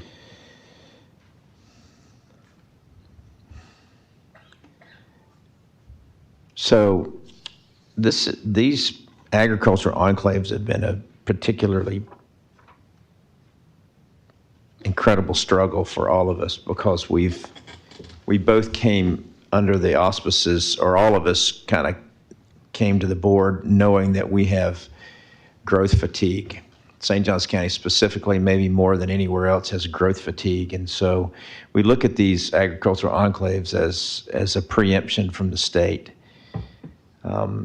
And I'm not happy. I'm not happy with them at all. But what I discovered is that when you get into this position is that whether I'm happy or not is not the deciding issue. The deciding issue is, what does the law say? I mean, I'm not happy about super speeder laws because I can't go 100 miles an hour anymore, but it is what it is. If I go over 100 miles an hour, I'm going to be arrested and put in jail because that's the law. It's what the law states. I'm a big believer in that. I've been a supporter of law and order. I think that we're a nation of laws. I think it's important for us to remember that even though I am not happy, I'm not happy about the growth in this county. I'm not happy about any of it. And I find ourselves put between a rock and a hard place from the state legislature. We are bound by the law. What does the law say? Did they meet the requirements the staff thinks they do? And so I'm openly looking for an opportunity to find something, a nail to hang my hat on, as Joe Mack so eloquently stated. And legally, the way the law is written, I don't see a nail to hang my hat on. I would love to be able to do that, but I can't. So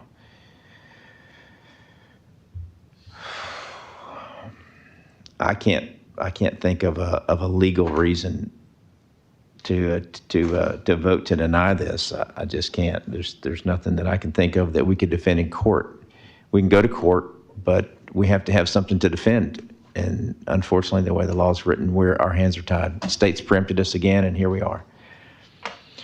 So, do I have a rebuttal from the applicant?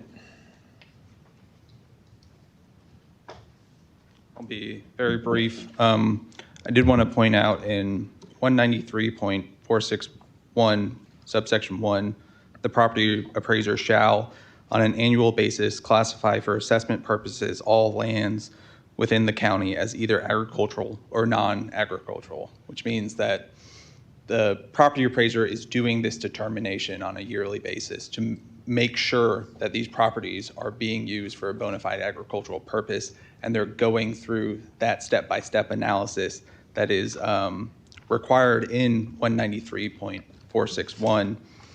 Thus, because the property appraiser has made that determination, that is sufficient evidence to show that it is being used for a bona fide agricultural purpose, because it has made that determination in both its constitutional and its statutory authority as a constitutional officer. Another point was raised whenever this analysis was done. It was based on the flume designations as of January 1st, 2025. That's the data that we use as required by the statute. And the last point was just on the note about parcels of lands. With how it's defined in statute, you don't have to use a parcel ID number from the property appraiser, but that doesn't mean that you can't use a property ID number from the property appraiser, because it meets that statutory definition of a parcel of land. And with that, if there's any more questions, I'm happy to answer any. No, I've been driving by this property for 50 years. I've seen pine trees come and pine trees harvested and pine trees replanted. It's been pulpwood for Hudson and then GP for as long as I've been in Florida. So I know what they do there. They grow trees for pulpwood. I know the guys that drive the trucks that cut them down and drive them to Palaca. I know the company that does that. I know the guy that's. I don't have a problem with the designation. I just have a problem with the growth. I really do. I'm frustrated that our hands are tied because of this, because this is important. This is important to the county. We need a break, and unfortunately, I can't legally give our county a break. And it's really conflicting. So thank you. Any other questions from the board? Anything else? Yes, sir. Thank you, Mr. Chairman. At the risk of being accused of bullying Keely West, I'm going to ask her another question. Ms. West, has the staff done their job to ensure that this application has met the requirement for ag operations on this parcel? Through the chair to Commissioner Whitehurst. I believe they have. So the staff, when we originally took this on, the statute directs us to look at 193-461. And so since that is within the purview of the property appraiser, we met with Mr. Kramer, and I believe Commissioner Taylor also met to make sure that we understood the analysis that went into classifying properties as agriculture and the definition of bona fide agricultural purposes and uses. And so we met with him and his staff and walked through the analysis they go through. And so after that meeting and seeing the classifications, we were comfortable with the determinations. All right, thank you, Ms. West. Okay. Thank you. Anything else from anybody else? All right, I would make a motion to approve Agricultural Enclave Certification Application 2026-06 upon finding that based upon the competent substantial evidence contained in the record, the applicant demonstrates that the subject parcel satisfy the statutory definition of an agricultural enclave contained in sections 163.3164 sub 4 Florida statutes and the certification requirements of section 163.3162 sub 4A Florida statutes. Okay, we have a motion and a second. Let's vote. Yes. Okay, that passes 3-2. Let's move on to number 3.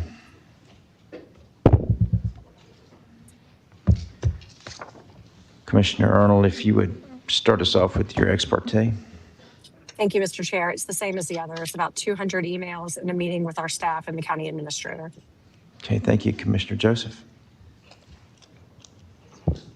Oh, sorry. That's my fault. Let me get that.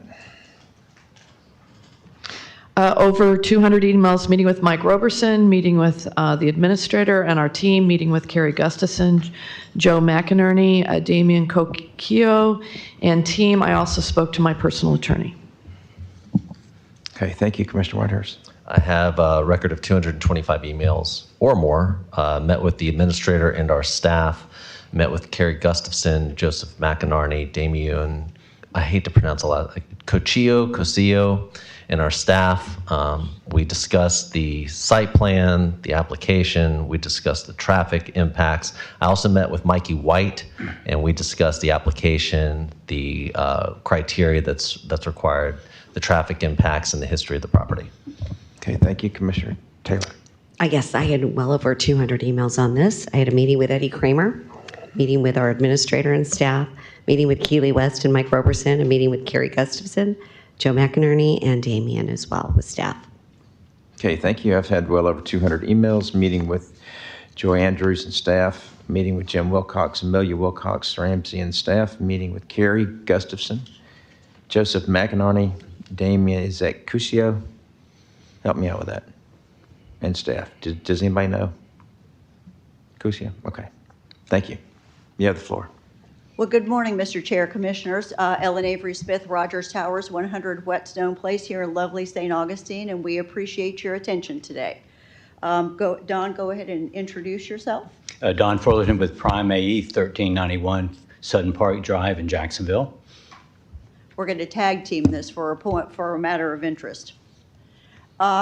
Just to begin, because this is a legal proceeding and we have to make, you as a board have to make your decision based on evidence in the record. And so our team submitted an application that is more than 500 pages long.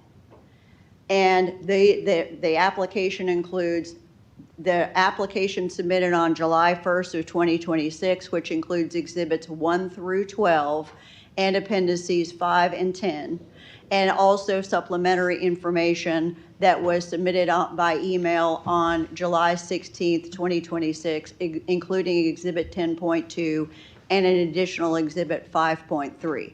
So we wanted to make sure, as the representatives of this property owner, that we did our work to prove to you, the board, to prove to your staff, and prove to the public that this property is legally required to be certified as an agricultural enclave.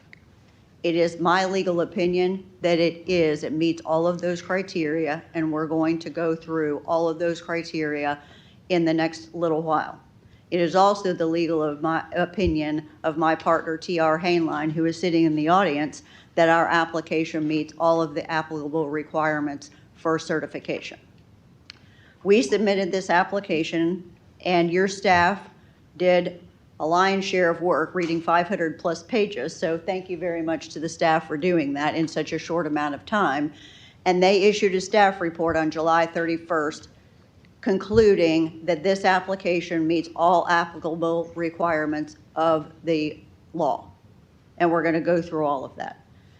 Each section, staff analyzed every document, did its own independent research, and concluded in the staff report, we met every applicable requirement. I'm going to say applicable like 500 times today, so I'm just going to say requirement. So, going forward, we also have in this application sworn testimony. So an affidavit is sworn testimony from an expert in a particular subject.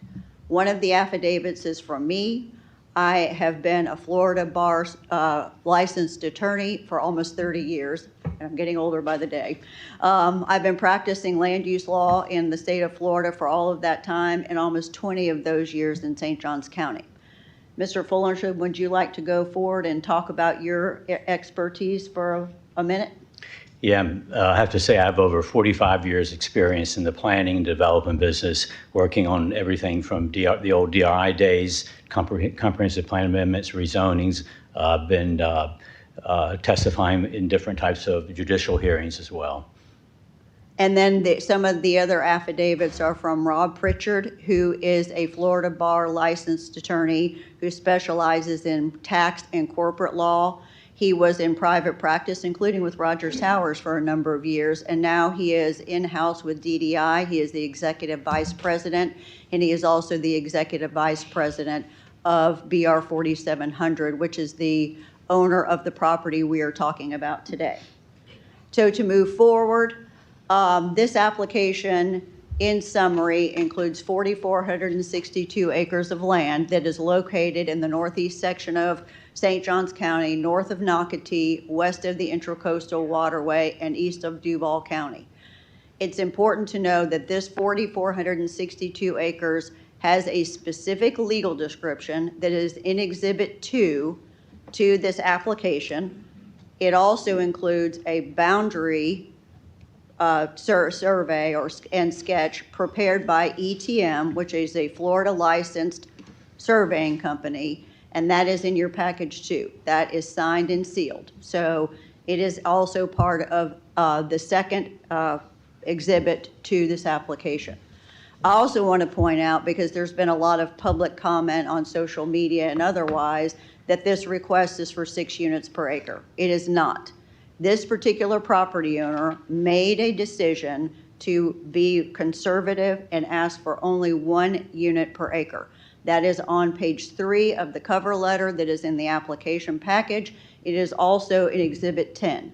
So it's been documented since day one, July 1st, that that is the request. So I just want to be clear on the record for that. Related to the parcel boundary, again, described by Meets and Bounds Legal, you see the location north of Nocatee, east of the Duval County line, and west and contiguous to the Intracoastal Waterway. So let's talk through compliance with the statutory requirements.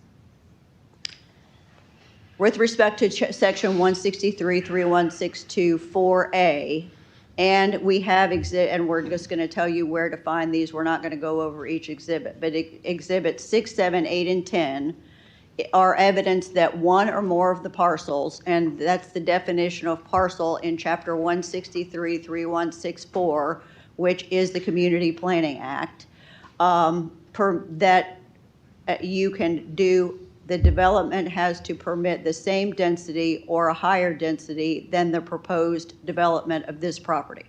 Again, we're asking for one residential unit, which it has to be single family per acre, not 6, 1. Going on to the next criteria, again, in your staff report, it concludes that this applicant could have requested 6 units per acre because the adjacent Nocatee property to the south allows up to 6 units per acre by its future land use designation. Again, we are only requesting 1 unit per acre, and those units will be single family. So your staff report finds that this project or this property complies with this requirement of the law.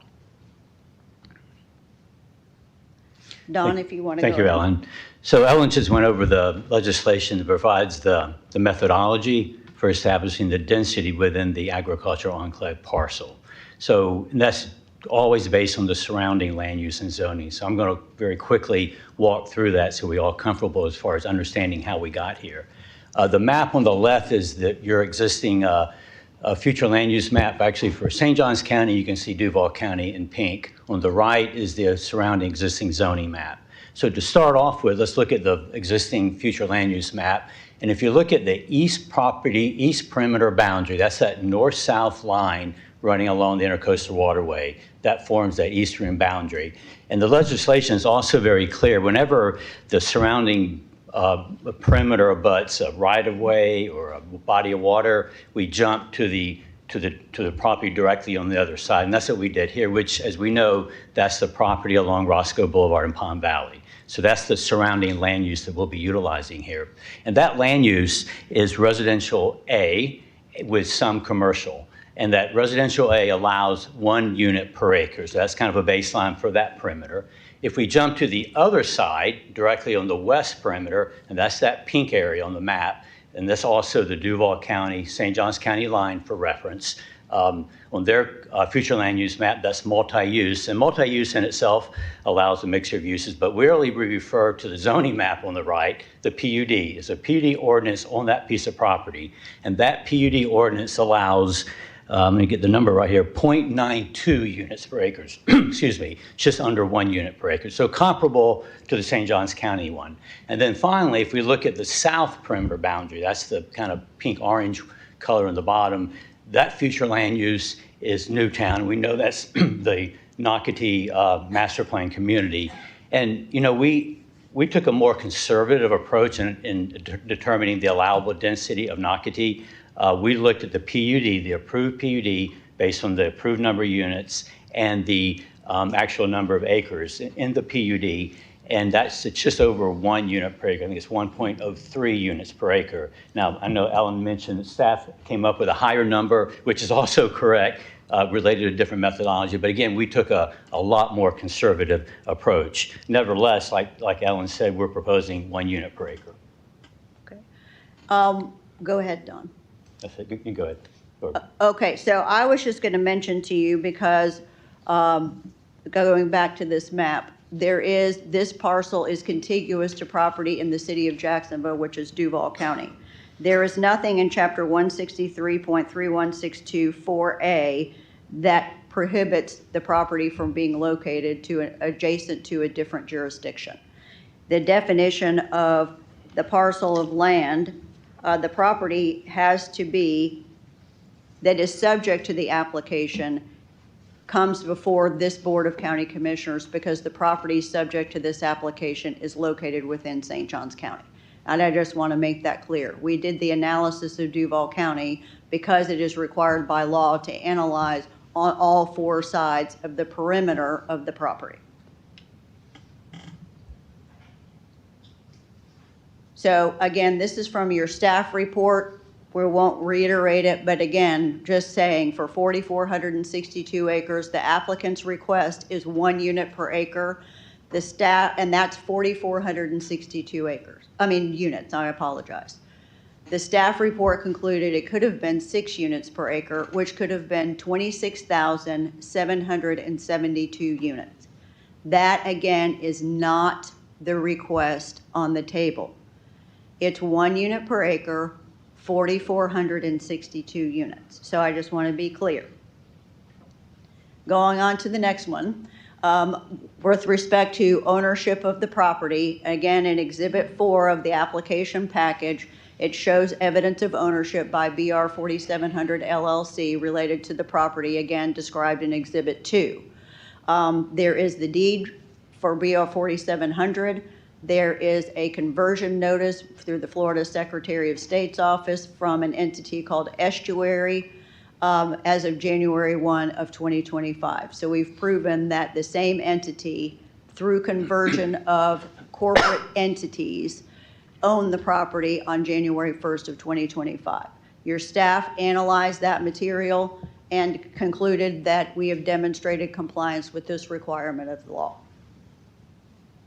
Going to bona fide agricultural purposes, we have a number of documents in Exhibit 5 that show evidence of bona fide agricultural use. That includes not only a letter from the St. Johns County Property Appraiser's Office stating the same, it includes property cards showing the agricultural classification that is required under Chapter 193. It also includes a timber management plan that includes all of the property described in Exhibit 2 to the application.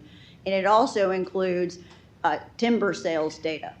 And I've been provided some information by the applicant that in addition to the timber sales and management plans, they have a full-time staff and a property manager with a bachelor's degree in agricultural operations management from the University of Florida that manages this property and other properties. So that is a lot of evidence. And again, in the record, all of these documents we're talking about are in the application package. They were reviewed by your staff. And again, staff concluded that they demonstrate compliance with the requirements of the law. So again, the documentation is there. Going to the next criteria, and there are different subsections of number C, of subsection C. So we are talking about the property has to be surrounded on 75% of its perimeter. And I want to focus on the word perimeter. That means on its outsides. It has to be surrounded by a parcel or parcels, again, as defined in section 163.3164, that the local government has designated on its zoning map or future land use map as land that is to be developed for industrial, commercial, or residential purposes, and at least 50% of the parcel or parcels is existing industrial, commercial, or residential development. So 2 criteria within that statutory section. Again, the staff found that this project complies with this requirement. And again, the evidence is in the record and in your staff report. So Don, if you want to go ahead. Sure. So Ellen went over the methodology for determining whether a parcel complies with it being an agricultural enclave relative to surrounding land use and zoning and uses. So I'm going to walk through that with you very briefly. So really, the legislation she just went over, there's 3 criteria there. 2 of them relate to surrounding uses, and the third one relates to the existing uses. So we're going to first talk about the first 2. And these are the same 2 maps we showed you previously. So if we start off on the east perimeter boundary like we did before, that adjacent land use along Roscoe Boulevard, along the Intercoastal Waterway, is residential A and with some commercial, as well as a zoning map on the right. Again, it's residential with some commercial. So both of those frontage, that perimeter complies with the legislation as far as allowing industrial, commercial, or residential use. So now we flip back to the other side of Duval County side along that perimeter, and we first of all look at land use. The land use in itself certainly applies under multi-use for various types of commercial and residential uses, and I believe even industrial. But then digging deeper on the zoning, on the right, the green area is specifically in the PUD ordinance allows residential and commercial use. So again, that frontage, that perimeter frontage complies.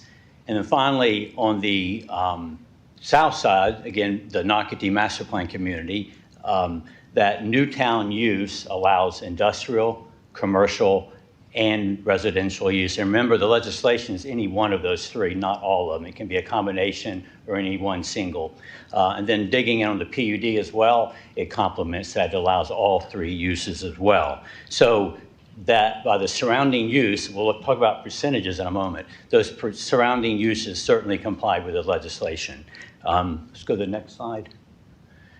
So one thing I want to mention to start off, and Ellen, you did touch on it briefly, these metrics we're using, the dimensions, that start off with a map and legal description, a signed and sealed map and legal description by a licensed surveyor here in the state of Florida. So these numbers are all based on survey, and we use that as the basis for our calculations. In fact, we even asked the surveyor to come up with the percentages to check our math as well. So it's we want to make sure we're absolutely correct on everything we presented to you and your staff.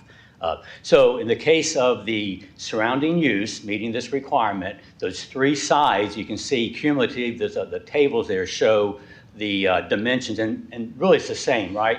For the land use and the zoning, we're covering the same frontage, so the numbers are exactly the same. But it's an addition of all those three frontages or perimeter distances, and then added up and then divided by the overall total gives us 84%, actually a fraction over 84%. So clearly we comply above the 75% requirement. Next slide. So the other part, number three, remember there are three important criteria we had to consider. The first two I just addressed. The third one has to do that at least 50% of that surrounding perimeter has to be considered or designated as existing development. So obviously we know there's a lot of development in Palm Valley, and we know Nocatee to the south has been development. So we looked at those two areas, and when we look at existing development, Ellen will kind of get into a little more detail. You know, this land, both the Palm Valley frontage on the Intercoastal Waterway, as well as Nocatee, has been subdivided. That land has been subdivided into multiple parcels for home sites, for homes. In the case of Palm Valley, even for commercial. Nocatee's been further subdivided into office, open space, recreation, amenities, all types of uses to support that community. So both the eastern perimeter boundary and the south perimeter boundary complies with existing development. And if we do the math real quickly, it's 51%. And actually, I actually rounded up a little bit. I think it's 50.88% to be exactly right. And in fact, that's also reflected in the survey calculations as well. So again, we comply with that third criteria for existing development. So, and speaking of development, we are relying on, again, part of this agricultural enclave is actually a definition in Chapter 163.3164 of the Florida statutes. Agricultural enclave is actually a defined term in this law. Another defined term in this law is development, and it says it has the same meaning as in Section 380.04. So the definition that is an excerpt on your screen of Section 380.04 is right from the Community Planning Act by reference, and it talks about what development constitutes. So it's the carrying out of any building activity, the making of any material change in the use or appearance of any structure or land, or the dividing of land into three or more parcels. Also, it can include the construction, reconstruction, alteration of the size or material change in the external appearance of a structure on the land. And you can read a lot of this by yourself, but it does talk about and change in the intensity of land use, such as an increase in the number of dwelling units in a structure or on land, or a material increase in the number of businesses, manufacturing establishments, offices, or dwelling units in a structure or on land. It also includes alteration of a shore or bank of a seacoast, river, stream, lake, pond, or canal, which would include the Intracoastal Waterway. So that's in the application package as well, but we wanted you and the public to understand what the term development means under this section of the statutes. Going to the public service, and we again, in Exhibit 9 of the application package, there are letters that make up different offers. First of all, there's an offer to St. Johns County offering all the public services that are applicable to St. Johns County, specifically to enter into a binding agreement to pay for, construct, or contribute land for a proportionate share of their requirements. There is a letter from JEA, because JEA is the water and sewer and reclaimed water provider in this area. JEA has a letter saying they have capacity to serve the project. Related to the school board, there's a third letter that says that is to the school board that offers to enter into a binding agreement to pay for, construct, and contribute land for a proportionate share of the required improvements. Those are in the application package. Staff reviewed them and determined they could demonstrate compliance with the statutes. We will get to concurrency. I'm going to talk about that a little bit later in the presentation.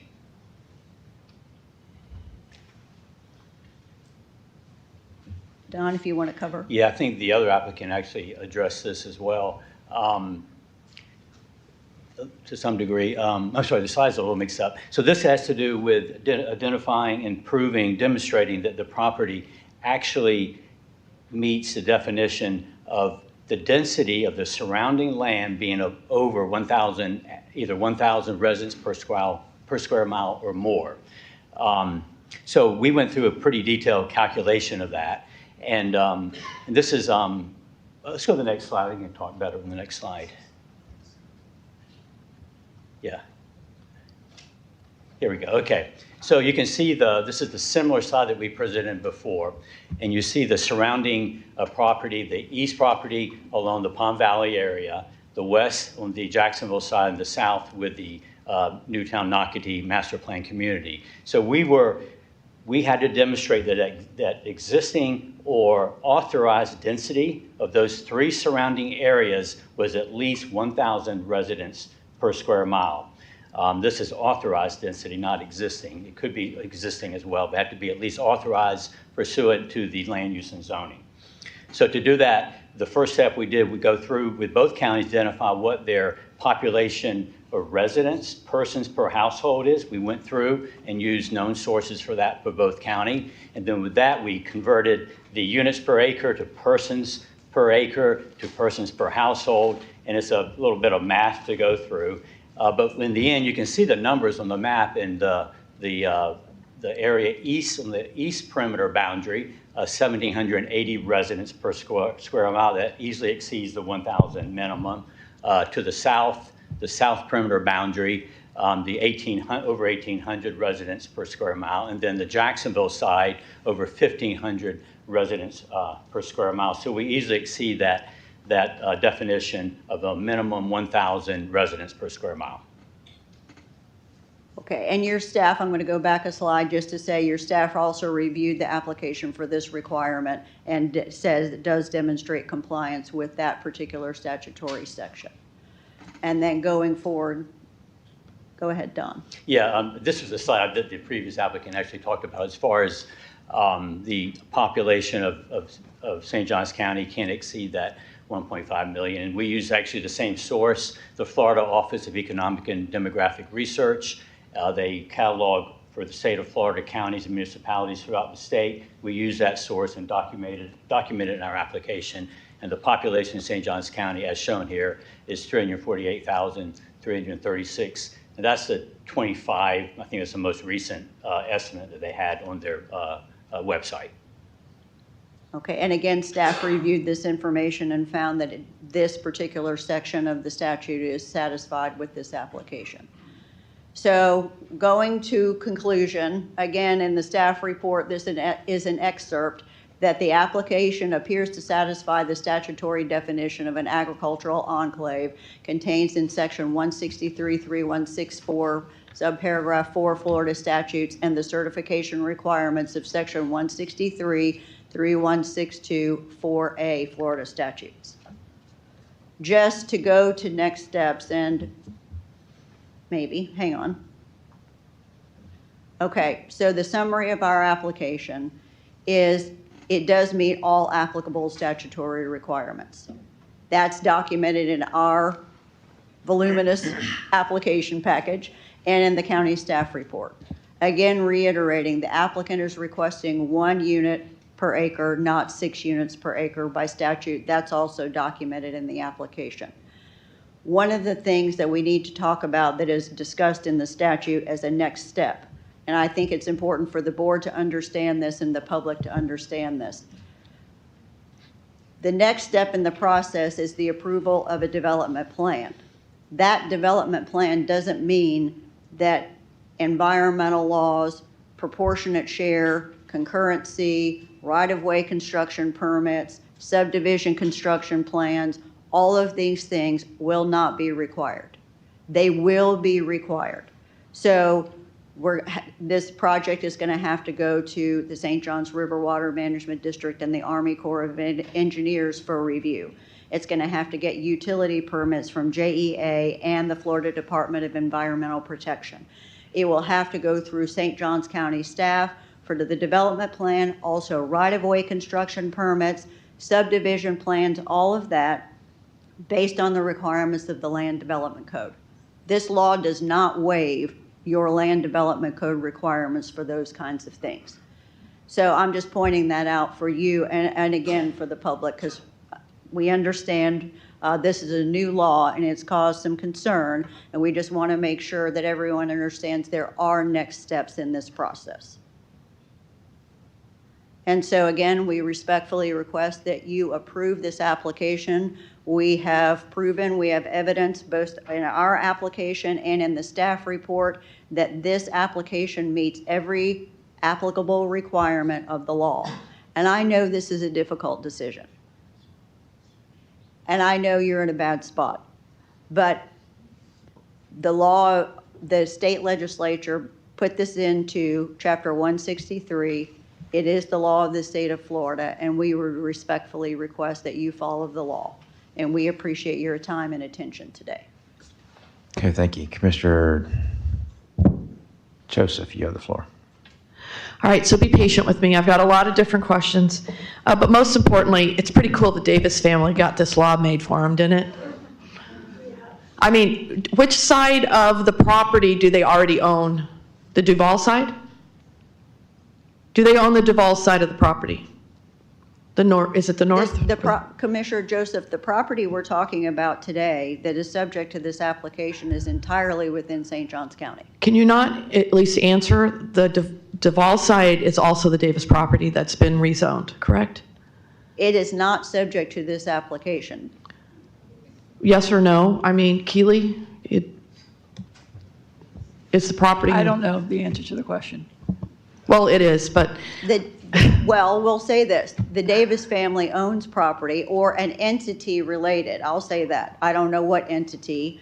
I don't know if anybody on our team knows the name of that entity, but yes, we will say that the property that is on the west side of this particular property that's subject to this application is located in the city of Jacksonville, Duval County. So it was great because it gives you part of the enclave information to come in here for an ag enclave. But, you know, the Davis family did a nice job, you know, planning Nocatee. Why you wouldn't just come in with your plan, your development plan, and get the input of the county, the community, the Board of County Commissioners, instead of just like push this in? Because I live in Ponte Vedra Beach. When we have this many people that want to get to one entrance to the beach, they go down Michler Road. They are going to collapse our infrastructure. And it's just, are they thinking of maybe connecting Nocatee Parkway to JTB? Well, we will get to that in the next, we have a development plan section of this statute that we have to get to as the next step in this process. No, I understand that. We also have to get to the concurrency, which will include transportation concurrency as part of the legal requirement for this property. Well, I just feel like the family has been already really a good steward to this point, and now all of a sudden it's like, let's grab a quick opportunity in the year that this bill was passed, because it's up on 2028. Well, Commissioner Joseph, I will state for the record, I mean, our planning expert just went over the maps for you and told you on the record that the proposed density of this could have been 6 units per acre. This applicant did not ask for 6 units per acre. It's asking for 1 unit per acre. And that's the next question I have. Consistent with the density in the surrounding areas, if not less than. And I think you bring up Nocatee. Nocatee is a beautiful community that people love to live in. So I think it's a perfect example for the public to look at of, hey, you've got this quality landowner that has done a quality thing, and there's plenty of evidence. I get that, but I'm trying to make a point here, and I'm trying to confirm the 1 acre per house per acre. In Nocatee, Duval County is part of Nocatee, and you go from the 3-story buildings in St. Johns County to 4-story buildings in Duval County. That's right on the line. Yes, I drive by it on the Nocatee Parkway when you're shaking your head. But it says the potential, and it's on page 3 right here, and it says maximum potential density, maximum 26,772 units. Why is that on there? I mean, are you really, like 5 years from now, you say, oh yeah, we want to have that now? That's in your staff report. That's not in our packet. Well, I just want to make sure on the record, you're not going to be doing that many, ever. Our application clearly says in the cover letter and in the body of the document, we're asking for 1 unit per acre. We just showed it to you at this public hearing today a number of times and said it on the record and showed it in the presentation. It's 1 unit per acre. But I get that, but you're a good attorney, and I was wondering, will that change, ever? Well, let's say, I'm glad to hear I'm a good attorney, so thank you. But we are not playing games here. I mean, literally, it's on the record, it's 1 unit per acre. And I guess we could say that assumes you approve this application. Well, I just asked you yes or no. Will that ever happen in the future? Not to my knowledge, as long as, again, the board approves this application in compliance with the law. Okay, so here's my other question. I mean, I'm concerned about collapsing our infrastructure. I'm concerned that everybody's going to go down to the Nocatee Parkway and not over to JTB. That's probably the biggest concern of the Nocatee residents even right now. And Commissioner Joseph, we respect that, honestly, because again, this property owner has been a good steward, and this is a wonderful development, and they have built hundreds of millions of dollars worth of infrastructure in St. Johns County. There is no reason to believe that they will shirk their responsibility under the proportionate share law, which they're required to meet. We just can't get to that step yet. Well, I do have a question. So regarding the agriculture land, are you willing to, if we could hire an outside forestry expert to go over there and check out how much you've been doing there, the agriculture? Because when I did look at the numbers, there was a couple of double numbers in there, and then there was a couple of years where it didn't get recorded. I don't know if that was an accident or what, but just to confirm that has log, trails, and they've been running this, and they're not just clearing for where the houses are going to go. No, there are roads out there because, again, this land has been in active timber management. There's a timber management plan that is in the public record. I get that, but can I have an outside forestry independent person go out there and look at it? I mean, we have enough time. Well, we could actually approve this in a different meeting, right? Again, we're talking about the four corners of a law. Of this particular law, we have provided more than ample evidence to show you that this is a bona fide agricultural property and in compliance with, and I will bring out this statutory section, 193.461, which is dealing with classification. We not only gave you a letter from Eddie Kramer and property cards showing this agricultural classification, we gave you a timber management plan that shows how often they cut timber. Timber is not cut every year. Trees have to grow. And so, no, is there cutting every single... When's the last time you planted trees? I am not the timber management person. See, a forestry expert could give me that information, and I know we have time. We don't have to do this today. Well, I'll say this to you. You have evidence in your record, and we are resting on the evidence in the record today. And again, we've gone way above and beyond the statutory requirements in giving you the timber management plan and the activities. And I've told you already that they have an active full-time staff person out there with a degree from University of Florida managing this timberland, and Okay. there are timber roads out there. My for last access. comment is there's a couple of little issues with the report, and that was the only reason I brought it up. I don't have any other questions. Thank you. Thank you. Commissioner Taylor, yes. Yes, if Mike Roberson could please come up, I have some questions for him.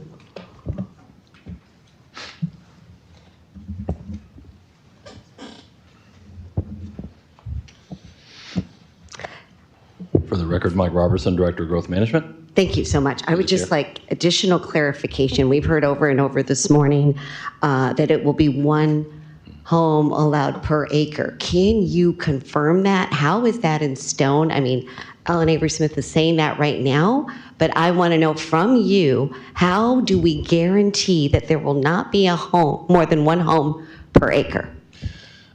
Commissioner, the statute says that basically they get the density, the highest density of the surrounding land. That's what staff reviewed against. What you have is an applicant who's committing to that. However, from our perspective, what the statute is what dictates what they'll get the density. So. Okay.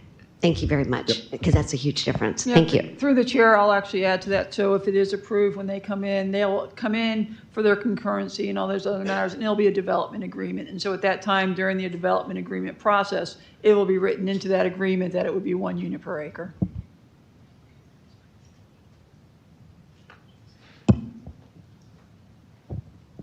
Thank you. Okay, anyone else? Okay, just one question. I was looking at the makeup of the property. Do you have the ability to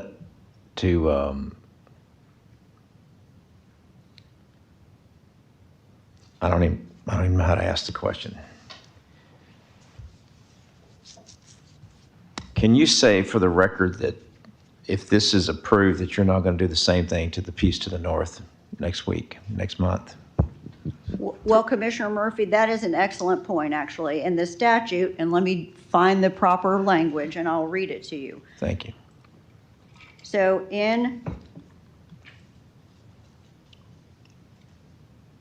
hold on. There's a provision in the law. Okay, it says, oh, hang on a minute. There is a provision that talks about not building a one ag enclave on top of another. I just need to find it.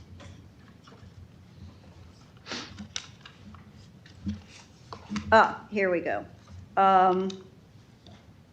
And it's in 163-3162-4A. It says an applicant seeking such certification, meaning an agricultural enclave certification, may not use the perimeter of another parcel certified by the local government as an agricultural enclave to meet the definition of the term agricultural enclave. So the answer to your question in the law is they can't use this agricultural enclave to apply for another agricultural enclave for the land to the north. Okay. Do you, or is anybody here with your, that you're representing have the ability or the desire to kind of help us out with what direction traffic is going to go if this is certified and built and eventually built? Is this going to the south or is it going to the north? Or is it going to the west, for that matter? Well, I'll see if there's somebody who can answer that. I will say, and we are going to answer your question. I don't know if that's Chris or Mikey or whom, or maybe TR will get the answer and come up here. But, I mean, obviously, we're talking about certification and the requirements of the law, but I understand you want the information.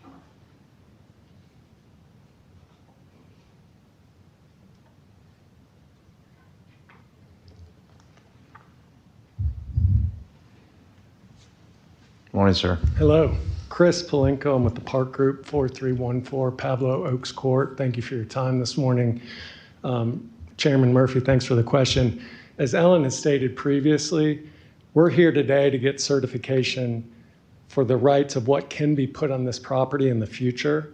Once we pass that step, there's a lot of detailed planning and thought and then engineering that will go into place before we can perfect any of these plans and develop any of the property. One of the main components of that planning will be analyzing the transportation needs of what's eventually developed there in conjunction with the transportation infrastructure around the community in coming up with a transportation plan. None of the work, detailed work that goes into that process has been completed at this time. Okay. Anyone else have any questions? Public comment? Is that where we are? At this time, we will take public comment on agenda. No, go ahead, designated but we also speakers. have a, You have 2 designated speakers on We this have- item. Okay. 2 designated speakers. Joe, you want to let Carrie go first this time? Ms. Gustafson, you have 10 minutes as a designated speaker. Thank you so much for being here. Good morning.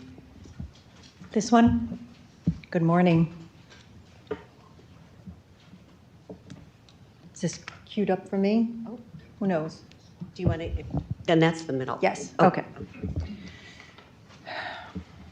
My name is Carrie Gustafson. I live at 92 Magnolia Beach Trail in Ponte Vedra. I'm here to represent concerned residents of Ponte Vedra and St. Johns County in general, specifically the residents of 20 Mile.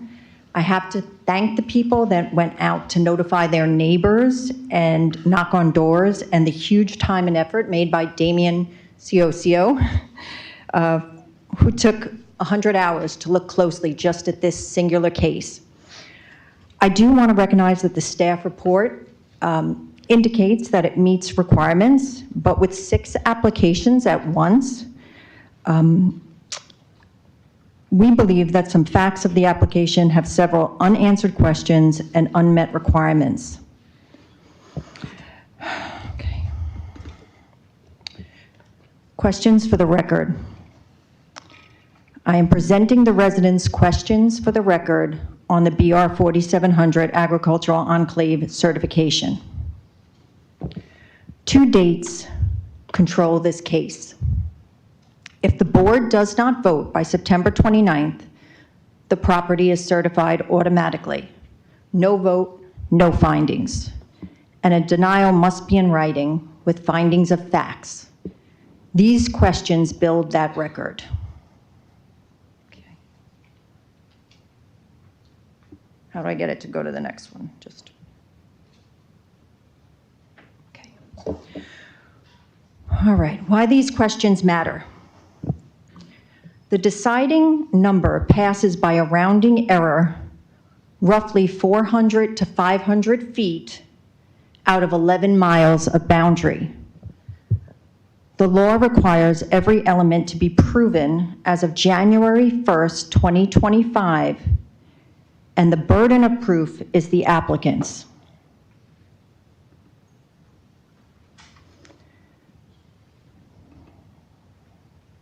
Okay, next one. Inquiry 1, the 50% test. The statute's 50% test measures the surrounding parcels, how much of the neighbor's land is already built. Staff and the applicant instead measured 50% of the property's own boundary. The calculation the statute actually asks for was never performed by anyone. The ask on the record is, what does 50% of such parcel or parcels measure? And has the calculation ever been performed? Both the applicant's Exhibit A and staff measured 50% of its own boundary. And we just don't see it in the record how that was done.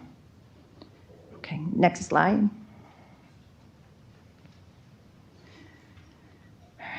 The applicant's own map. This is the applicant's own map. It labels the entire west side, a third of the boundary, undeveloped lands. That land is one 11,047 acre empty parcel in another county. Run the test as written, and there is no path to compliance. Our ask for the record is identify the parcels behind staff's 50.72% figure, the exact number of feet, parcel by parcel, and how vacant and submerged parcels were counted. Does a large empty parcel in Duval County count under the statute's local government language? We want to note that 5 Roscoe Boulevard parcels are classified vacant or submerged land. Excluding that and such parcels with the 11,047, it puts both figures below 50%. Okay, next slide. Okay. Which property is being certified? Every acreage figure in the applicant's own file is over the 4480 acre legal limit. The deed, their own parcel list, their forest plans. The only number under the cap comes from a line drawn in June 2026, 17 months after the measuring date, on a document marked, "This is not a survey." Ellen Avery Smith did speak about that. It's not a survey, and it was drawn in June of 2026. I'll ask for the record, which property are we certifying? The 21 parcels or the drawn polygon? What was the acreage on January 1st, 2025? Does a signed and sealed boundary survey exist? As you can see from this diagram, every way you look at it, except their sketch, fails. Okay, next slide, please. Thank you. Okay. The drawn line is the only shape that passes both tests. Use the deed, and you're over the cap and below the 50% floor. Use the real parcels, and you're over the cap. Drop parcels to get under the cap, and the boundary changes and the percentages collapse. One drawn line changed both answers while nothing on the ground changed. Another ask for the record is identify any configuration of the actual parcels as they existed on January 1st, 25 that passes the acreage cap and the perimeter tests at the same time. Okay, thank you. Next one. A third ask. Bona fide agriculture. The state requires a real bona fide commercial agricultural operation for 5 continuous years. The record relies mostly on the property appraiser's tax classification letter. A tax status is not by itself proof of an actual operation. Can we ask for independent verification of what was provided to show that it was a bona fide agricultural operation? It doesn't say that it had agricultural status for 5 years. That's not what the law says. So an ask for the record is beyond the tax classification. What did staff independently verify that would show us a continuous commercial operation of all the certified parcels for a full 5 years? Okay, next slide, please. Okay. What certification actually permits? The applicant says 4,462 homes. The staff reports says the certification supports up to 26,772. And after today, there is no further public hearing. This entitlement will run with the land to any future owner. An ask is, that we would like on the record, is the 1 unit per acre representation legally binding, and by what instrument? If not, the board should say on record that it is certifying eligibility for up to 26,772 units. Okay, next slide. Okay, so what the residents are asking of the board, we have 3 asks. First, get these questions answered on the record before any vote. Second, if the board denies, adopt written findings with independent grounds. And third, act before September 29th. Silence certifies the property automatically. The residents offer this in good faith, drawn from the applicant's own filings, and welcome correction of any error on the record. Thank you. I just want to add, the 7550 status is new and subject to interpretation because even lawyers that we spoke to off the record told us it's extremely vague, and this is something that could lead to denial.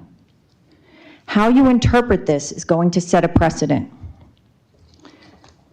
Thank you. I'm going to hand in the questions, and I'm going to hand in a petition which is now up to 2,038 signatures from people in the community. Many of these people would have standing because it's this potential new Nocatee of the North would be 300 feet from their backyard.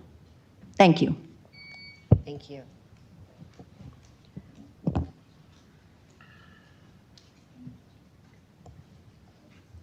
Good morning.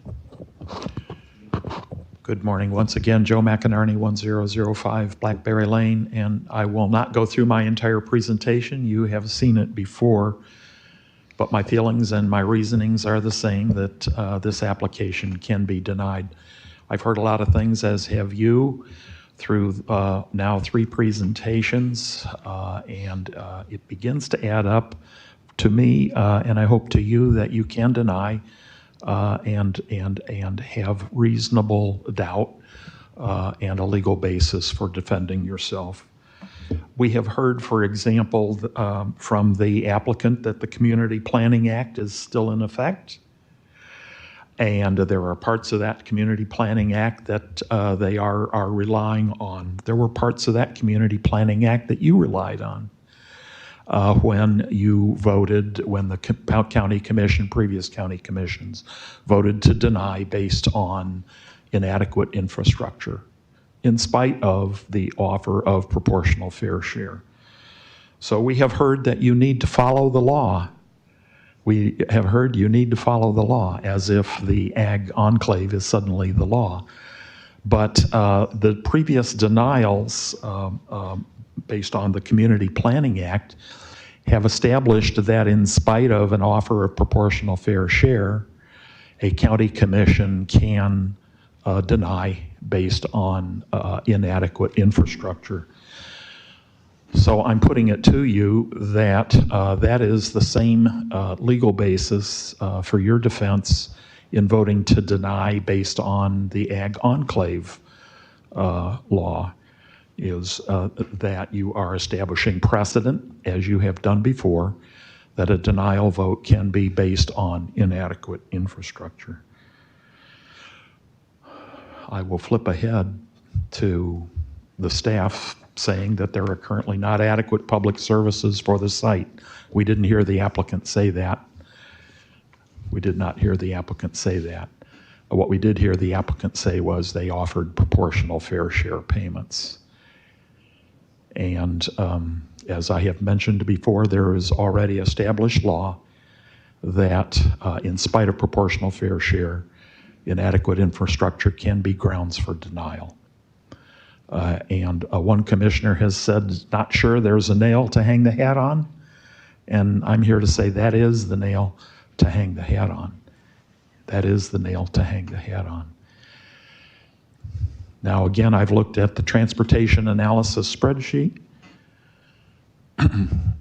I sat in a meeting with Mike Roberson, and I heard what you just heard, that by statute, 26,722 is by statute. I did not hear, because Ms. West was not in that meeting, and I did not hear the answer that we all just heard, that an agreement will be written to limit that to 1. Not sure what I believe. It is confusing. But take a look here that if it were 26,000 new homes, that's over 22,000 additional peak hour trips. And look at what's already happening between Roscoe and Palm Valley. 133.8% capacity. It's over capacity. And that's only with 2,500 cars. Where will 22,000 cars go? You've asked that question of the applicant. Where will those cars go? And what you heard was, we don't know. We don't know. That will be worked out with staff. You won't hear it. You won't ever hear it again. You'll be stuck in traffic with the rest of us and find out, I guess, at that time. But look, let's believe the applicant and your county, assistant county attorney, that this really is for 4,462 homes. Doing the math, that's 3,800 new PM peak hour trips. I didn't do the math to show up there, but that's what it will be. And again, I point out that what's happening between Roscoe and Palm Valley with just 2,500 cars, it's already 133.8%. So let's back it down to 4,462 homes. That's another 3,800 cars. Where do they go? Where do they go? I think there is reasonable doubt here, a lot of reasonable doubt. I do think you have the nail to hang your hat on, that you will follow the law. The law has already been established. It already shows that by precedent, a denial because of inadequate infrastructure can be made and supersedes any proportional fair share. And you can apply that precedent here, is my belief. I just put it to you that whether it's 3,800 new trips or 22,000 new trips, that's a lot of cars. That's a lot of cars. And clearly your county information, transportation analysis spreadsheet already shows overcrowded roads in the area. This should not be a blank check because we're uncertain as to what the law says. I think that if you are willing to fight for the people, you will be willing to fight for the people and deny this and test this through a lawsuit. It's worth it. I look at 22,000 cars and that really worries me. And so I'm just going to conclude again that, and we've heard from Dr. Asplund, holy cow, 4,463 homes. And by the way, that's gross acres. It's still wrong. I don't know how that ever comes down. I just believe that you have the nail to hang your hat on, that you have the evidence here that the infrastructure is clearly already inadequate. And whether 4,462 homes or 26,000 homes, that's a lot of new traffic. That's a lot of new kids in school. That's a lot of things that we don't have, and your staff has already told you that public facilities are not adequate. So I will ask again, please vote to deny. Please stand for the people.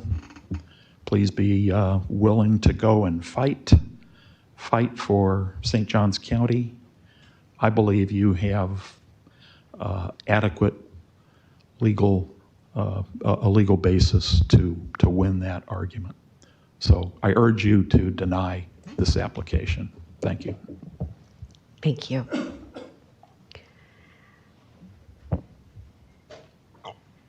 Good My name's morning. Nicole Valentine. Are you designated or just 3 minutes? Just the 3 minutes. 3 minutes. Okay, thank you. I just want to clarify. Thank you. I'm a resident of Nocatee 20 Mile, and I own an aerospace and defense company in the area. And my objection is simple. When you, actually, let's see.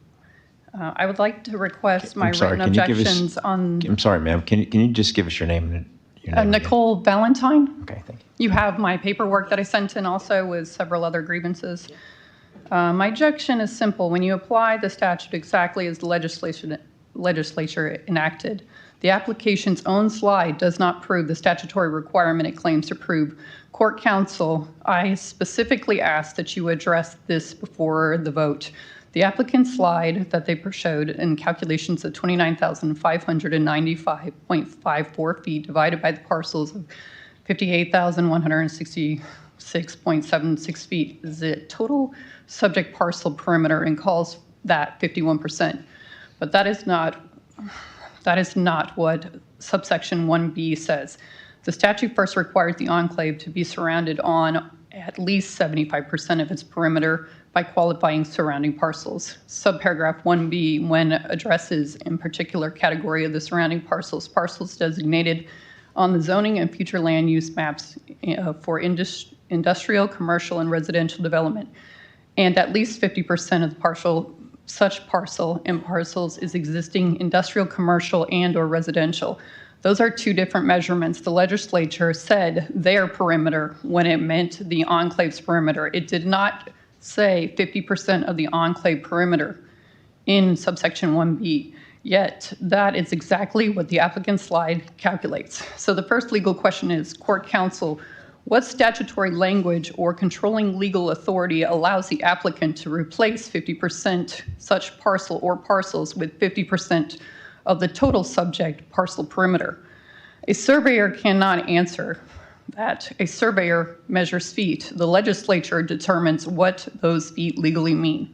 There is a second problem. Approximately 969 feet being relied upon along the east and south involves parcels identified in the property appraiser's record as vacant residential, vacant commercial, or rivers, lakes, and submerged land. The statute expressly distinguishes between land designated to be developed and that land is existing development. Those are separate requirements written into the same provision. So merely having residential or commercial designation does not answer the statutory question. Where is the existing industrial, commercial, and residential development on the parcels being relied upon? The applicant's claim calculation is extraordinarily close to 50.88% with only 512 feet above 50% using its own numbers. Yet approximately 969 feet is disputed. Thank you. Thank you very much. Denver Cook Protected Address. I'm just a little bit confused on one thing, and that has to do with the intercoastal. And what Senate bill says, what we're going through, how we're measuring. The intercoastal is a waterway, not a road. So you couldn't actually connect without building a bridge across to Roscoe Road, but I've heard along Roscoe Road mentioned several times. Roscoe Road sits on the other side of the intercoastal. And I'm not a lawyer, I don't know any of this stuff. As a citizen, I'm wondering about clarification. Does the measurement, does the water, intercoastal, is that what they're measuring along as being valued, or are they just crossing over as the parcel, calling the intercoastal part of the parcels? Because there's just a little confusion, because I've seen a couple different maps that show the intercoastal highlighted in yellow, and they mention Roscoe Road. So I don't know if they're measuring Roscoe Road or if that makes a difference in the calculations with the waterway. So for me, my curiosity is, does the intercoastal count as land that would fall within the statute to be usable in their calculations? I would ask for some clarity on that one issue. Do intercoastal waterways count towards being classified? Now, it isn't technically, if I'm on a boat, it's an intercoastal road on a boat, so maybe it does. But I just kind of, if somebody could clarify for that for me as a citizen, do those waterways, and in other areas we do have waterways, rivers, creeks, that are public lands, that are public use, would those count for other areas in the community? You know, if you look in other parts of our community, maybe they decide because we chose the intercoastal as part of a measurement, therefore we can use a creek that people go fishing on as a public waterway against our numbers to meet the statutory requirements. So I would just ask for clarity on that. I don't know. I don't know if staff knows. I don't know if Ellen knows or what, but I just, for clarity, for everyone to understand what is that ruling. So I would ask for clarity on that. Thank you. Thank you so much. Through the chair to Commissioner Taylor to answer the question, the statute provides that where a right-of-way, body of water, or canal exists along the perimeter of a parcel, The perimeter calculations of the agricultural enclave must be based on the adjacent parcel or parcels across the right-of-way, body of water, or canal. So they're using the parcels across the body of water. And that did just change with this new law. So that changed before the fact that they can jump over, that just changed. That is added language under Senate Bill 686. Good morning. Good morning. Chuck Labadowski, 1748 North Capero. I'm glad that Alan Avery Smith clarified one thing, that all this is still going to go before the county. It's not alleviating any of that. What it does alleviate is your input on the development of that piece of property. It also alleviates the residents in the area of having their input. So they are taking that away, unfortunately. And Chairman Murphy, I had the same question as far as the transportation impact. Very concerned.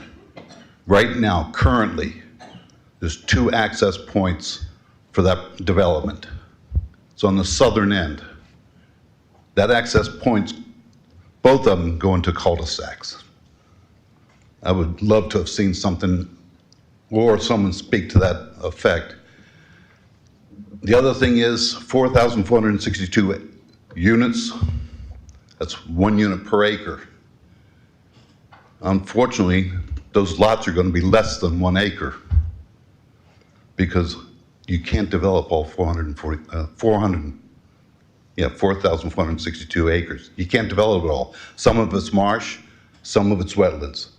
So what's the actual count for building lots on that property?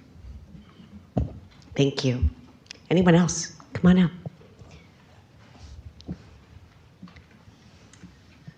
Good morning. I'm Tamara Halim. I live at 200 Outlook Drive in Ponte Vedra. I'm just a citizen, not an attorney. I greatly appreciate what Ms. Gustafson shared and what Mr. McInerney shared this morning. But as a citizen, when I looked into this, 2 questions came to my mind. The first was the 51% of land surrounded by existing industrial, commercial, or residential development. They met it by 50.88%. That to me seemed awfully close. And I just wondered, has anybody from the county actually gone out and measured that? Is any of that subject to interpretation to be a possible reason to deny? The second has to do with public services. I live in the neighborhood that will border this new development. Summer before last, we ran out of water, as in turn on your tap, any tap in the house, 0 water. It was not due to a water main break. It was simply due to demand and weather conditions at that time. We're going to add 4,000 houses, and you're telling me that JEA is going to be able to meet that demand? We dealt with low water pressure that entire summer, very low water pressure, and that was without all these homes. I come to you often to speak about the situation in our schools. I'm concerned about that. I'm concerned about traffic, and these things need to be taken into account. This past weekend, my husband and I went door to door talking to our neighbors to let them know what's happening in this regard. The most common remark we heard was something along the lines of this: why would we even try to oppose this? It doesn't matter. The only thing that matters in this county is money. What a sad commentary on our government.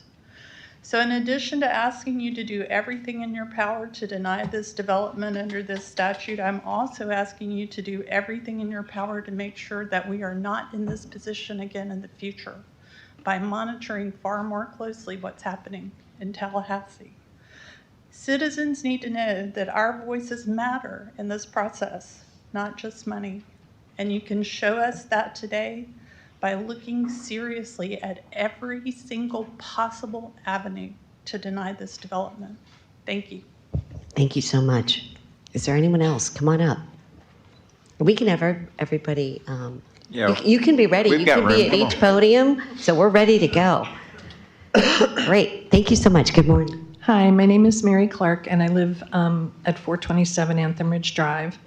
And I am concerned with so many new homes bringing more and more cars with the drastic impact on traffic and congestion. I do commute to Jacksonville for work, and just even last night, just coming down Route 1 took me an extra 45 minutes stuck on Route 1. So across the county, if this is approved, it's possible, based on what we heard today, without a commitment, legal binding, that would be limited to 1 house per acre, but it could be changed, rezoned, whatever, for up to 22,000 homes and extra cars. I'm also very concerned with the demand on water and the resources that are already strained. Even just now in my community, JEA turns off the water 2 days a week. We cannot even water our property because it will not come on. So it's forced rationing. And also I'm concerned with the impact on public schools. I have 3 grandchildren here in St. Johns County, and I'm very concerned with that. Not getting into teacher pay, but that is a factor as well. I am a compensation and benefits specialist in my career in HR, and compensation to attract and retain teachers is very important. And my concern with that proportional commitment of, a third towards schools, meaning 2/3 winds up back on the taxpayers. Affordability is a very big issue in this county. The other thing is that I'm very concerned about the environmental impact on our wildlife, from the birds to the bees, all of the pollinators for our ecosystem, and our waterways to be healthy and clean to support our county's ecosystem. I used to be someone that grew up in the concrete jungle of New Jersey, and I very much appreciate the wildlife and the waterways and the nature that is here, and we really need to work hard to protect that. I'm also concerned for our senior citizens in the county who are struggling to get to doctor appointments and to get to grocery stores and food without having public transportation. Many of them have difficulty driving already, and navigating more congested roads will just make it even more difficult for them. I am encouraging you to question the proof of the size of the land and the agricultural use, and to consider the taxpayer burden. And what else? Has anyone considered the fact that the land borders preserve on the southern border? It might be classified as residential, but there's an easement that cannot be touched. And I definitely encourage you, as Ms. Joseph said, to have a forestry expert review this. And as a citizen, thank you for your time, and please do the right thing for the county. Thank you. Next. Good morning. Good morning. I'm David Kelly, Ponte Vedra Beach, Florida. Chairman Murphy, first of all, thank you for your stated position on the county's feel about development. Commissioners Joseph and Commissioner Taylor, thank you for actually willing to fight for it today. I'm not here trying to mount any legal challenge or any hole in the statutes. Obviously, they came with a well-prepared legal team, and their presentations were very compelling. I get that. But I suppose I came down kind of thinking that horse already left the barn. I know what you all are up against, and again, I appreciate at least the willingness to fight for it. Infrastructure has been mentioned many times today, and I can tell you now, it's probably the #1 priority with a lot of the people out here that are concerned about what's going on. It's not a matter of development, it's a matter of controlled development, and development with caring and concern for surrounding communities. The Park and Davis alignment has pretty much shown their colors to all of us east of the Intercoastal. They came in with the NACA-D plans, and they've done a beautiful job. It's a beautiful community. I have a lot of friends that live in it, and it's fabulous. But they didn't give any consideration whatsoever to what we're experiencing on the other side of the Intercoastal Waterway, because as the gentleman mentioned a few minutes ago, they got 2 ways right now coming out of Nocatee. If they're going to Duval County, they're going up Highway 1, they're going up A1A. For years, we have wondered, where's the Davis family in the Park Group when it comes to bringing a roadway down that would leave some of this congestion? Today, once again, no mention. I believe a gentleman from Park Group came up and kind of danced his way through a no answer for the simple fact that there is no answer. They don't know. And anytime I hear good faith and we'll negotiate from a developer, I don't believe it. I don't think many of us do. And as I said, I think I knew coming in that the hands of reason were pretty well tied because of the legal team that they brought. But I'm asking you all as commissioners moving forward to do everything in your power to prevent the traffic issues that have come up. We have the FDOT to fight over on US A1A right now, that your hands are somewhat tied there. Wouldn't have happened if the Park Group and the Davis Group gave a rat's butt about what was going to happen to the traffic outside of their development. And I urge everybody in any capacity that you have to hold them and hold their feet to the fire. And if they're going to build these massive communities with total disregard to the surrounding communities, do what you have in your power to make them accountable for the infrastructure that they so promised to negotiate and deliver in good faith. Thank you. Thank you so much. Good morning. Good morning. Actually, good afternoon. Yeah, you made the cut. Good afternoon. I'm Edwin Hernandez. I'm 543 Outlook Drive in Nocatee. And I'm the guy that grew up in Manhattan and eventually found his way to moving to Florida for a little space. And I've been here for 4 years, and I've already experienced and see and witnessed a very substantial and significant change in the traffic pattern. I mean, if you were to put a 20-mile radius from where I live, I would imagine the number of units that have gone up since I've moved here has been in the thousands. I do remember the water issue that was brought up a couple of years ago. We were affected by it as well, and are still being very limited with being able to make use of the water for watering the property and all that. And I don't see how that's going to be improved by adding to the population around us. If this is to be approved, and I'm hoping that it's not, and I'm urging you to vote against it, at the very least, can you make it an absolute guarantee that they will not go beyond that 1 unit per acre? I mean, we're already fairly crowded without the addition of new roads in our area. And at the very least, consider that from a citizen's perspective, we see nothing but growth and expansion. And it does seem to be, we know that you folks are doing your very best to keep it under control. But it does to us seem like there is no real consideration being given to how impacted we that live in the area are at the moment. All these things have been mentioned numerous times: the schools, the lack of roads, the infrastructure. You know, it's at some point you got to say, let's give St. Johns County a chance to catch up, regroup, and maybe really think about at least catch up to what it feels like and do better impact studies, so that whatever is planned in the future will not impact the people that live here in the present as adversely as all the growth that we've seen and witnessed has over the last few years and continues to be. Thank you for your consideration, and I do hope that at the very least this one project, the other two seem like it's probably going to happen. I'm hoping this one is the one that does not happen. And my last comment is, when I bought this house, I either naively or foolishly, both can be true, believed the realtor when I was told there's an easement here, this preserve that backs up to your property is going to be there forever. You're going to live in nature like you always dreamed, Edwin. I hope that will come to be the case. Thank you. Thank you. Good afternoon. Good afternoon. My name is Janice Saunier. I live at 153 Lakeside Circle in Ponte Vedra Beach. And I'm glad that a lot of people are questioning the boundaries and the square footages and the percentages, because there is a major question on whether the lands in an adjacent county can be considered in an agricultural enclave calculation.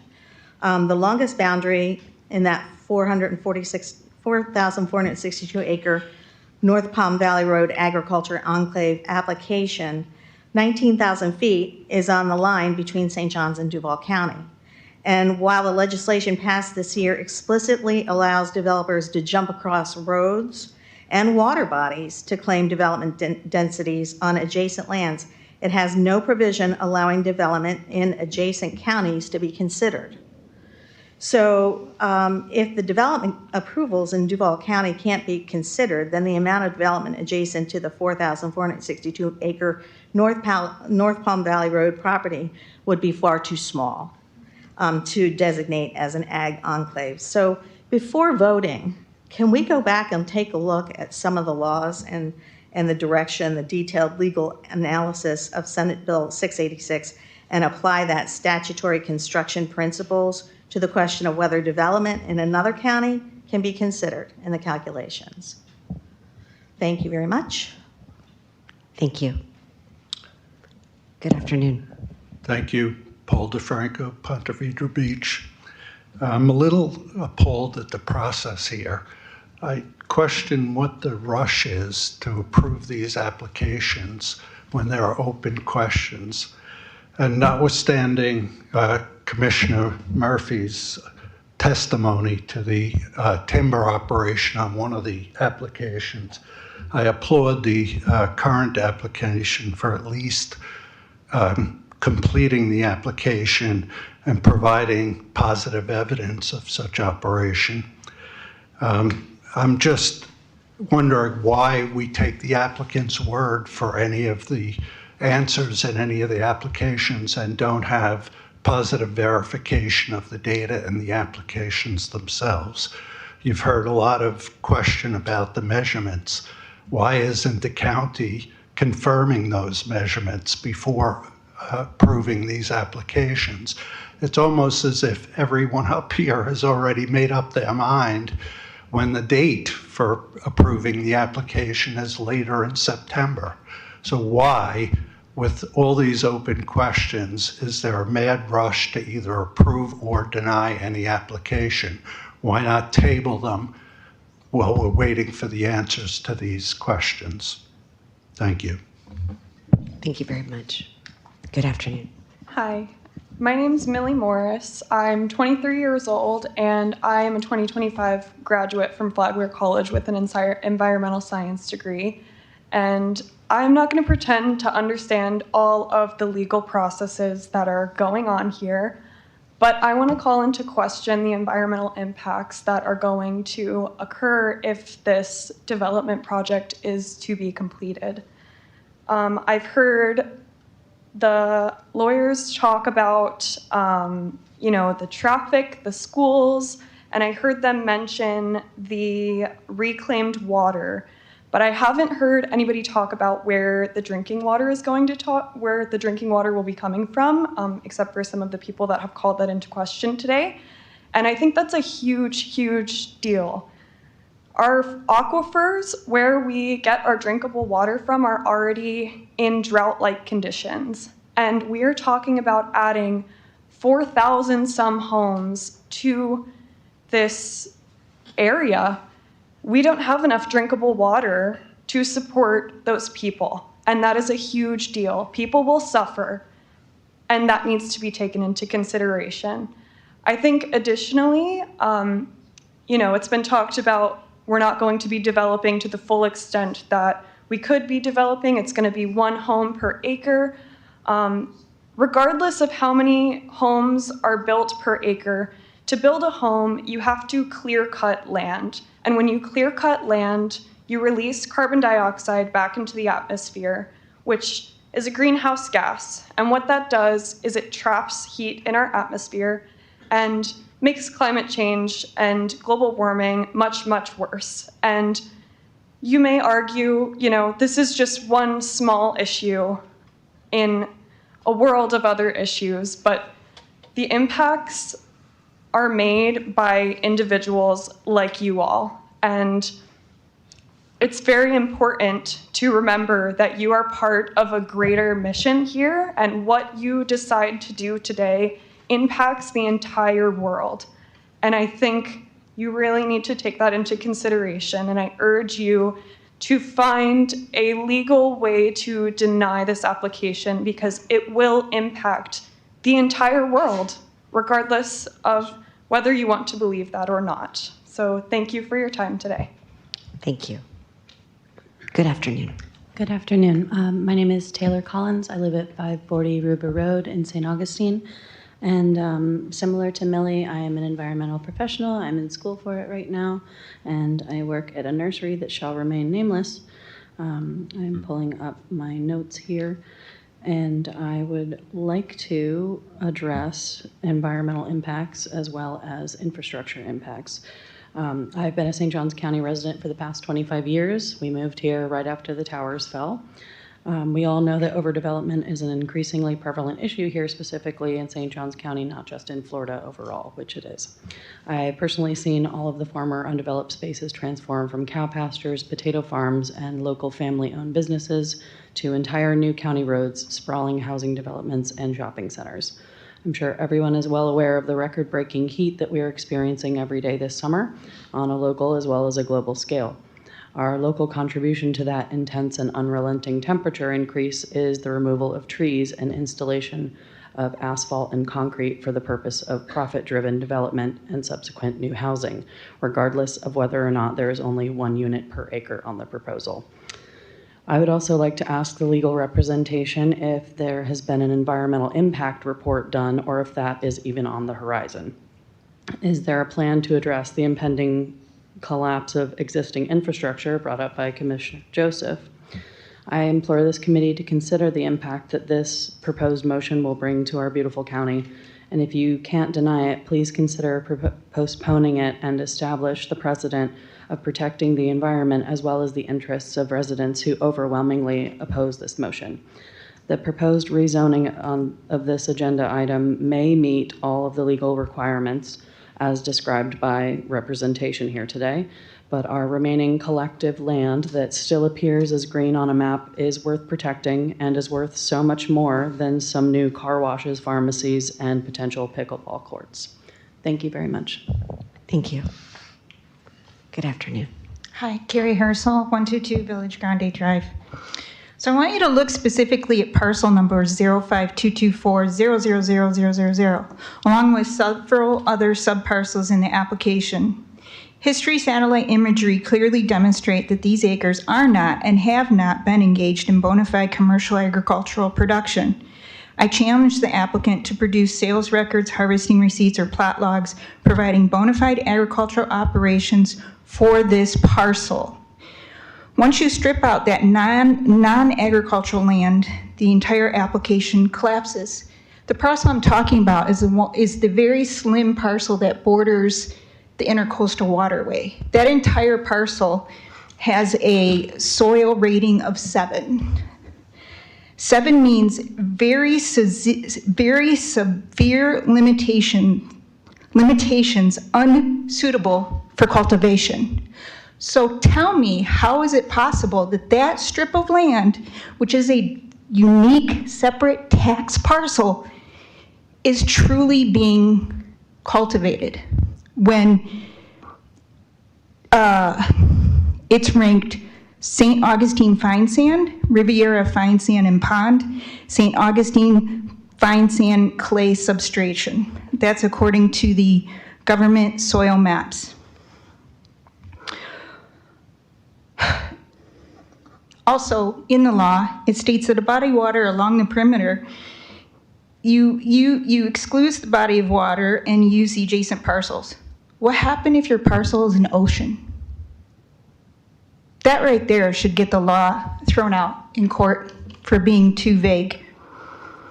Secondly, proportionate share. They talk about they're going to do their proportionate share. Well, guess what happened in Nocatee? They donated so much land that they had such a huge credit of impact fees, they really didn't pay impact fees.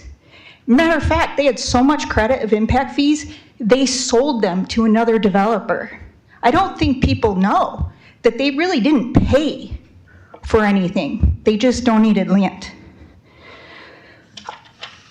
Also, I want to talk about the property to the north. I don't think people realize that the property to the north, BJD Timberlands, actually has a restriction, covenant and restriction, because it is contaminated with vinyl chloride and dichloroethylene, according to the Florida Department of Environmental Protection.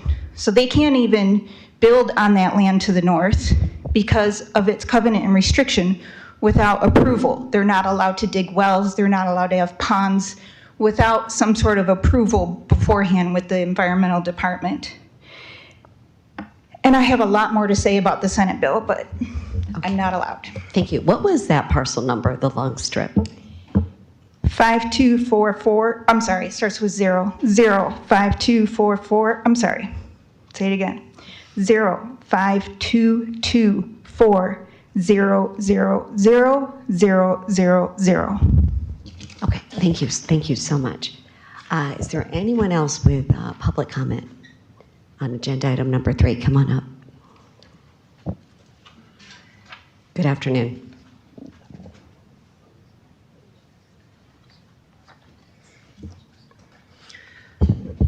Yep, good afternoon. Chris Farrell, Audubon, Florida, 410 Alapata Avenue, St. Augustine. So you have a job to do today. Look over the facts, the application, see if they meet the criteria in the new agricultural enclave law. This is new, though, as many people have said. There are some uncertainties. A few have been raised here. I am making available to you a list of a few items that, going through the materials, if I had to certify that all these had been met and the methods used to do that I would have questions about. And so I do not believe the record before you today sufficiently demonstrates that this property meets the statutory requirements. Many of these, I'm not saying that there are necessarily reasons to deny, but I think at least because this is a new law, potentially precedent setting, you can see the concerns from the residents that taking some more time. You have, till the end of September, we have the 90-day window, maybe looking at this again in another meeting before you take a final vote and clearing up a few of these issues. One in particular that's been mentioned at least twice, the Duval County borderline. The law does tell us to look over rights of way, bodies of water, and canals. It doesn't say to look over property lines and into Duval County, into another jurisdiction there. And also the text of the law says the local government explicitly throughout the bill. It says the local government, and that refers to the local government receiving the application. And it says that the local government zoning and future land use maps should be used. They could have said a local government or just local government, but they don't. They consistently use the local government referring to the applicant. So there should at least be, I think, a legal rationale presented in the materials to use so that you can understand exactly what that means. Also, several folks have had differing opinions. It's been mentioned the 50%, once you look at a 75% perimeter, that 50% of the parcels should be developed. Parcels, two-dimensional. A lot of times we talk about acreages. That's what a lot of people thought was meant. The application, and then staff supported use of a percentage of the original percentage, 50% of the perimeter. And so that was a bit confusing and doesn't necessarily match the law as written. So there are a handful of items here and others that have been presented that I think at the very least you should have staff and your attorneys present a legal argument in order for you to base your decision on. Thank you. Thank you very much. Is there anyone else with okay, come on up. Good afternoon. Good afternoon. My name's Natalie Dixon. I understand your hesitancy to deny, and I understand the concern with legality. It would be difficult to challenge. It would be an uphill battle. Could you just speak more into the mic? It's really hard to hear you. Oh, yes, sorry. Thank you. But if legality is the primary concern, you wouldn't be the first in line to challenge a law thought to be unjust. There have been laws that are much more egregious than the agricultural enclave law that people have defended themselves against and defeated. And obviously the environmental concerns are paramount.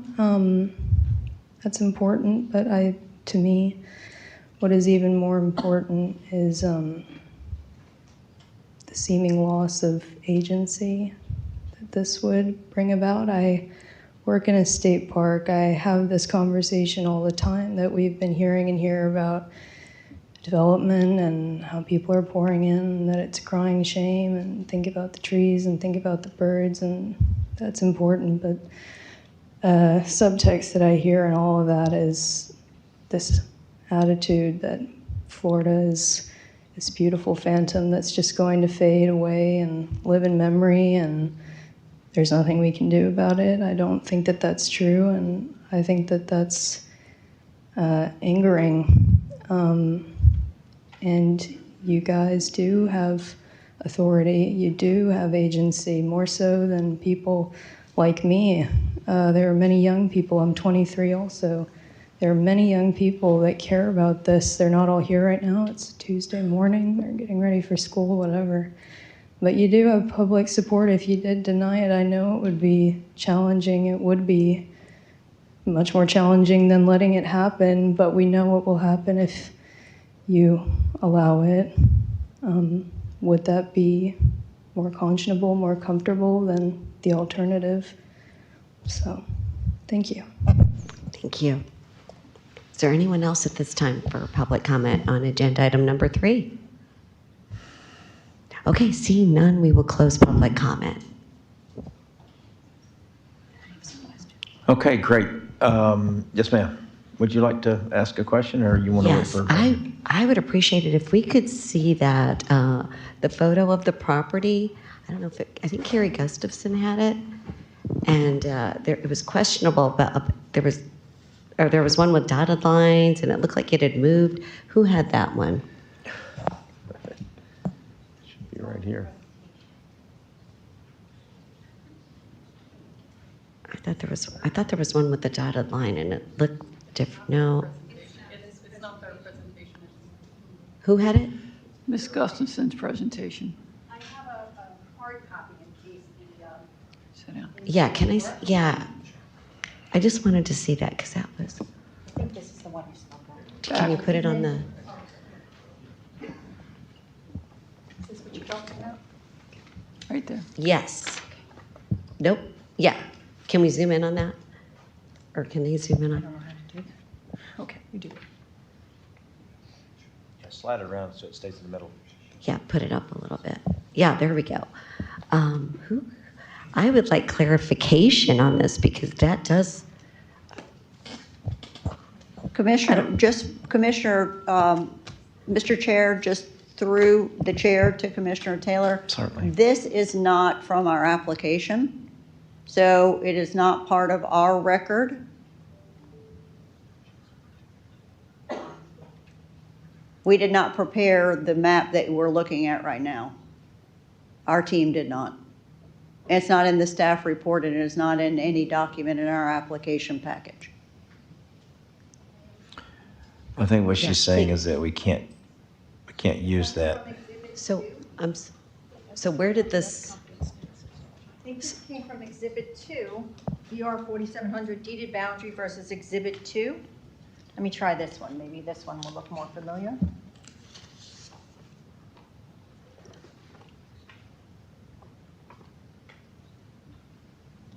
And then I did mention a sketch that was done. Mr. Chair, with all due respect, that it looks nothing like our Exhibit 2, which I'm happy to put on the overhead. I understand. Thank you. Do you have a question about that? Yeah, because it's different. I just want to know which line we're looking at. Commissioner Taylor, we will go over that, but I'm just telling you that is not part of our application, nor is it part of the staff report, so it cannot be considered as part of our evidence. Yeah, it would be in the report. Okay, I just wanted to see if it was accurate. And I'll ask. It's a little bit confusing. Do you have And we someone to will walk attest to through that? that. We're gonna walk through some of the questions raised by the public, because I do understand that this is a complicated process. And so if we can go back to our PowerPoint, please. We're gonna walk through methodically, but not take a ton more time, Mr. Chair, because I think there is a lot to be kind of clarified. Okay, go ahead. Can you go back to the very beginning? It's probably faster for you to do that than for me to do it. Okay, so again, we're talking about compliance with a law and using competent substantial evidence. So our application package is more than 500 pages long. It includes expert testimony in the form of affidavits, maps, deeds, all of this other stuff. That is competent substantial evidence that this property meets every applicable criterion in the law.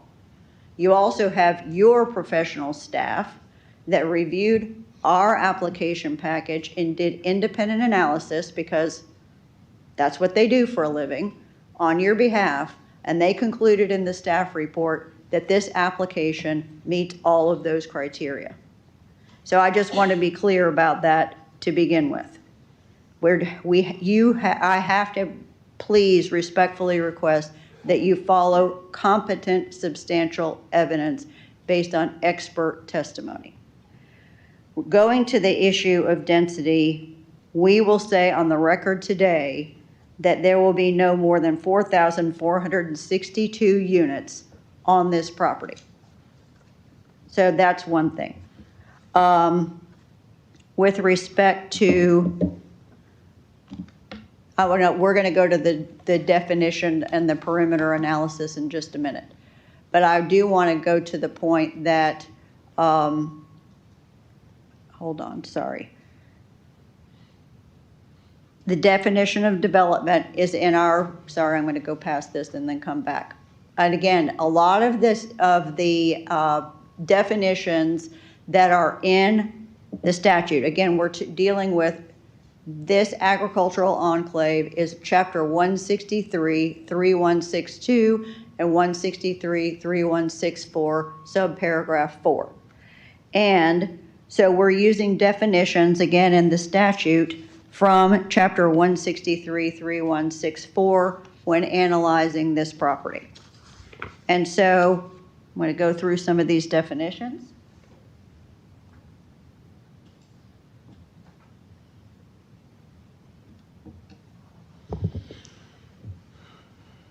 This is from 3164, and I'm going to go through. So again, these are all the criteria. We're going to get to the definition of is surrounded on at least 75% of their perimeter by a parcel or parcels that the local government. So going to parcel or parcels, sorry. This is the definition from chapter 163, 3164. Parcel of land means any quantity of land capable of being described with such definiteness that its locations and boundaries may be established, which is designated by its owner or developer as land to be used or developed as a unit on, or which has been used or developed as a unit. So note the words designated by its owner or developer. When we go to the property, Exhibit 2 includes a legal description, again prepared by a Florida licensed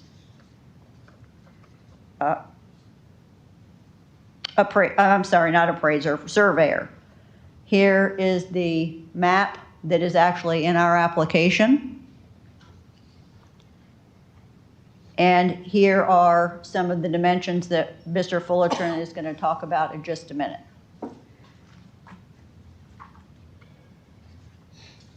So, and we're going to talk about the percentages in separately, but I want to go through. So, bona fide agricultural use and operation. Not only are there the property cards that show the agricultural exemption, a timber management plan, timber sales. I forgot to mention to you that there's also sworn testimony from the executive vice president of BR 4700 of this continuous agricultural use as required in the statute. That includes the strip of land that was referenced, that is included in the timber management plan, the strip of land that was referenced by one of the speakers.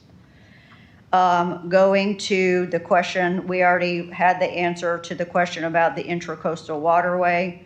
There is nothing in this statute, and again, we're going to the definitions, that says that you cannot consider land in an adjacent local government. this language talks about how you have to analyze the perimeter of your own property and look beyond its borders. So that is clearly in this statute. And so again, just stating that for the record. Again, we will have to go through not only transportation, but every other form of public facility concurrency, which, you know, as your board knows, you have on either your consent agenda or a regular agenda, those concurrency agreements. So it is not true that we may never see you again. We will see you again. Also, with respect to JEA, you've got the letter that they can provide water, sewer, and reclaimed. There are, apparently JEAs does turn off only reclaimed water twice a week, not potable water or sewer. And we also want to make sure that it's for the record that in the Nocatee PUD, there is no transportation connection into the 20-mile area of Nocatee. So we just want to put some of these facts into the record. Again, all this data has been confirmed by our experts and your experts, and we are going to now go into the percentages. So Don, if you want to go do your thing, and then we can wrap up. Thank you, Ellen.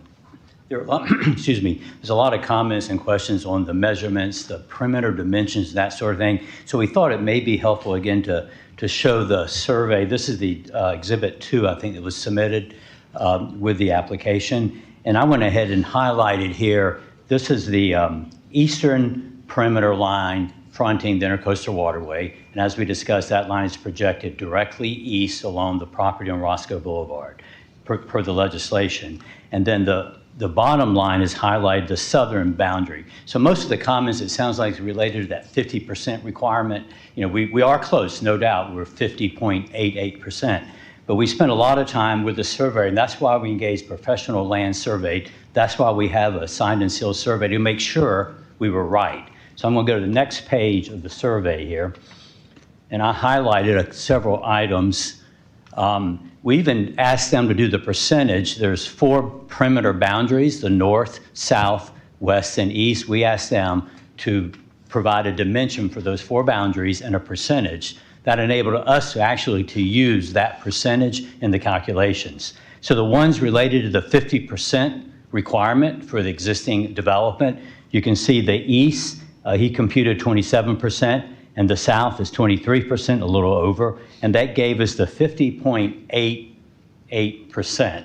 So clearly we're close, but we're almost at 50. That's why we re-rounded up to 51% in our application. But the number per the survey is 50.88%. So we qualify as far as meeting that requirement.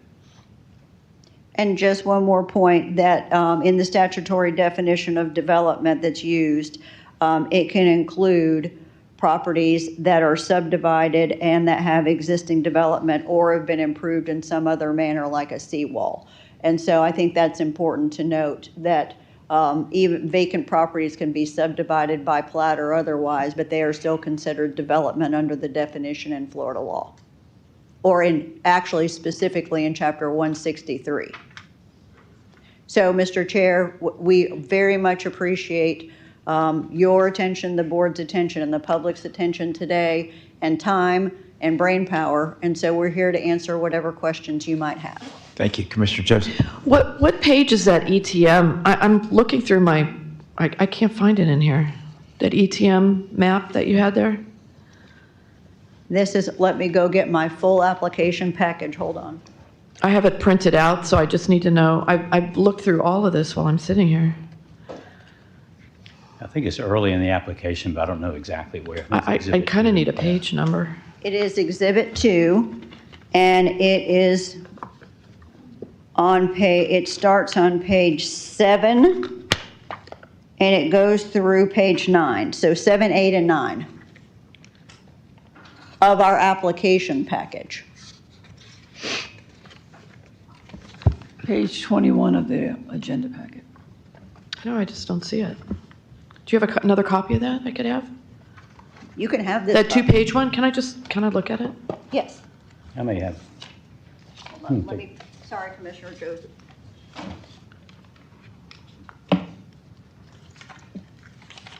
I have no other question. I just want to look at it. Thank you.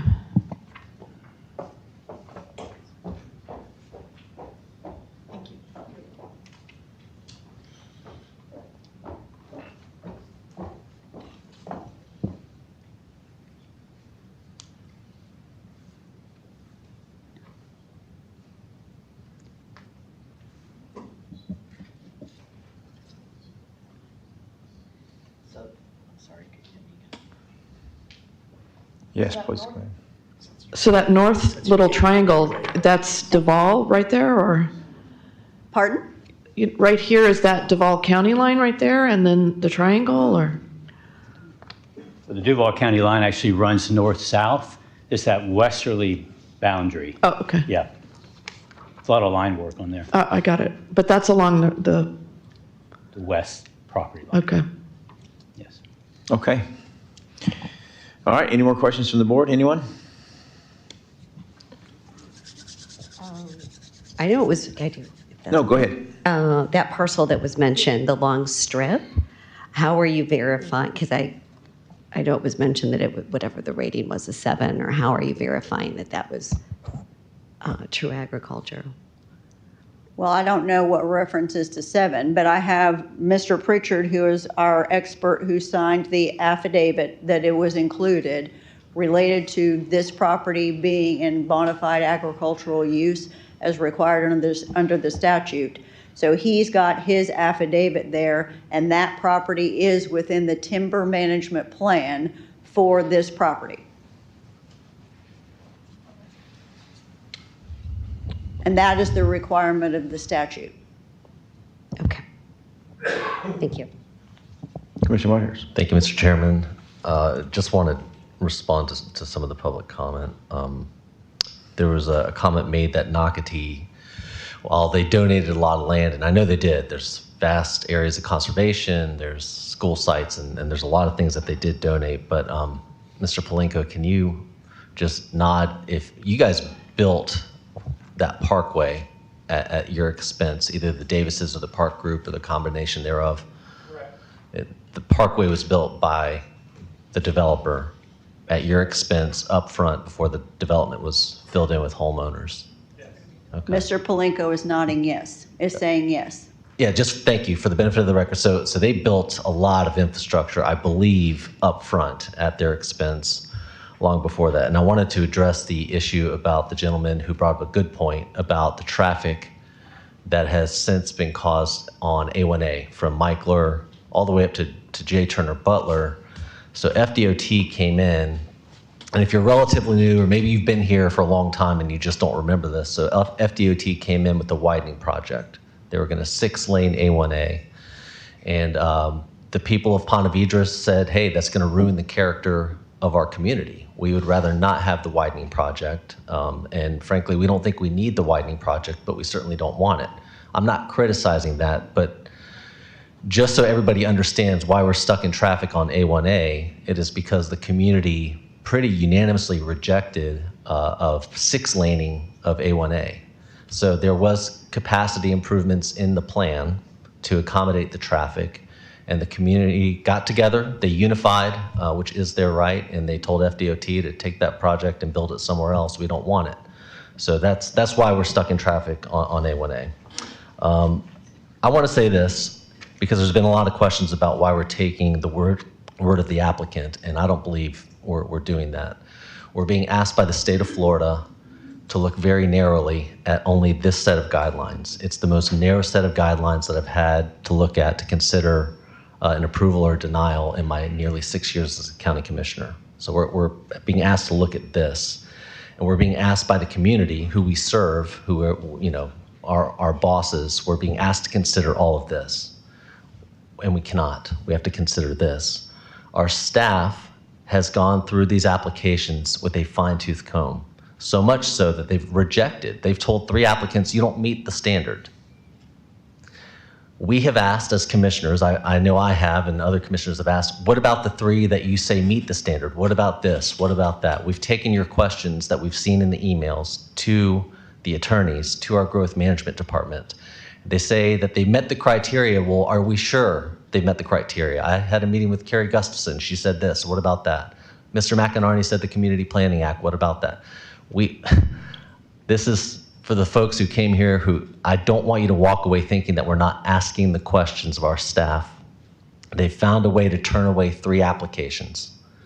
They have not found a way to turn away these 3 applications, which is why they're being approved today. Not for lack of trying, but for a desire to comply with this new law.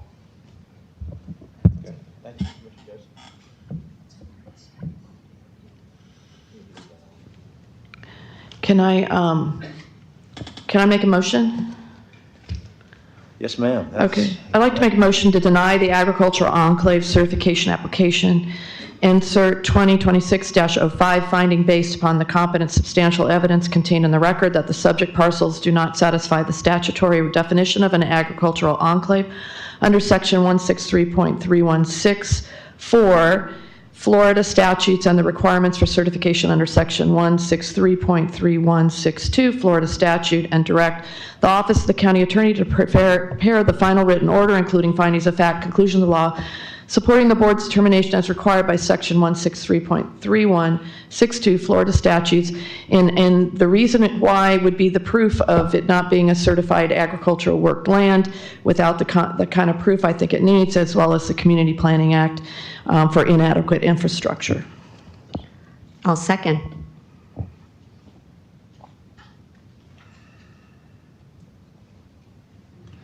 Okay, we have a motion and a second. Any more discussion? Commissioner Arnold, anything to add before we vote? Nope, I'm ready to vote.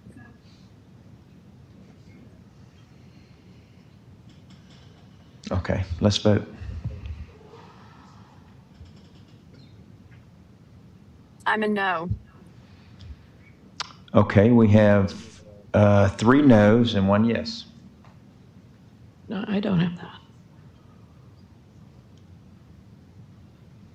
Yeah. Can y'all hear me? Yes, I heard you. You Okay, voted no, thank right? you. Okay. Correct. 2 yes. Two no's, 2 yeses in it, and then a verbal no. So it's 3 no's and 2 yeses. Do you have anything, Commissioner Whitehurst, that you need to add? I'd be happy to make a motion, Mr. Chairman, if you'd entertain it. Before you do that, let me ask a favor.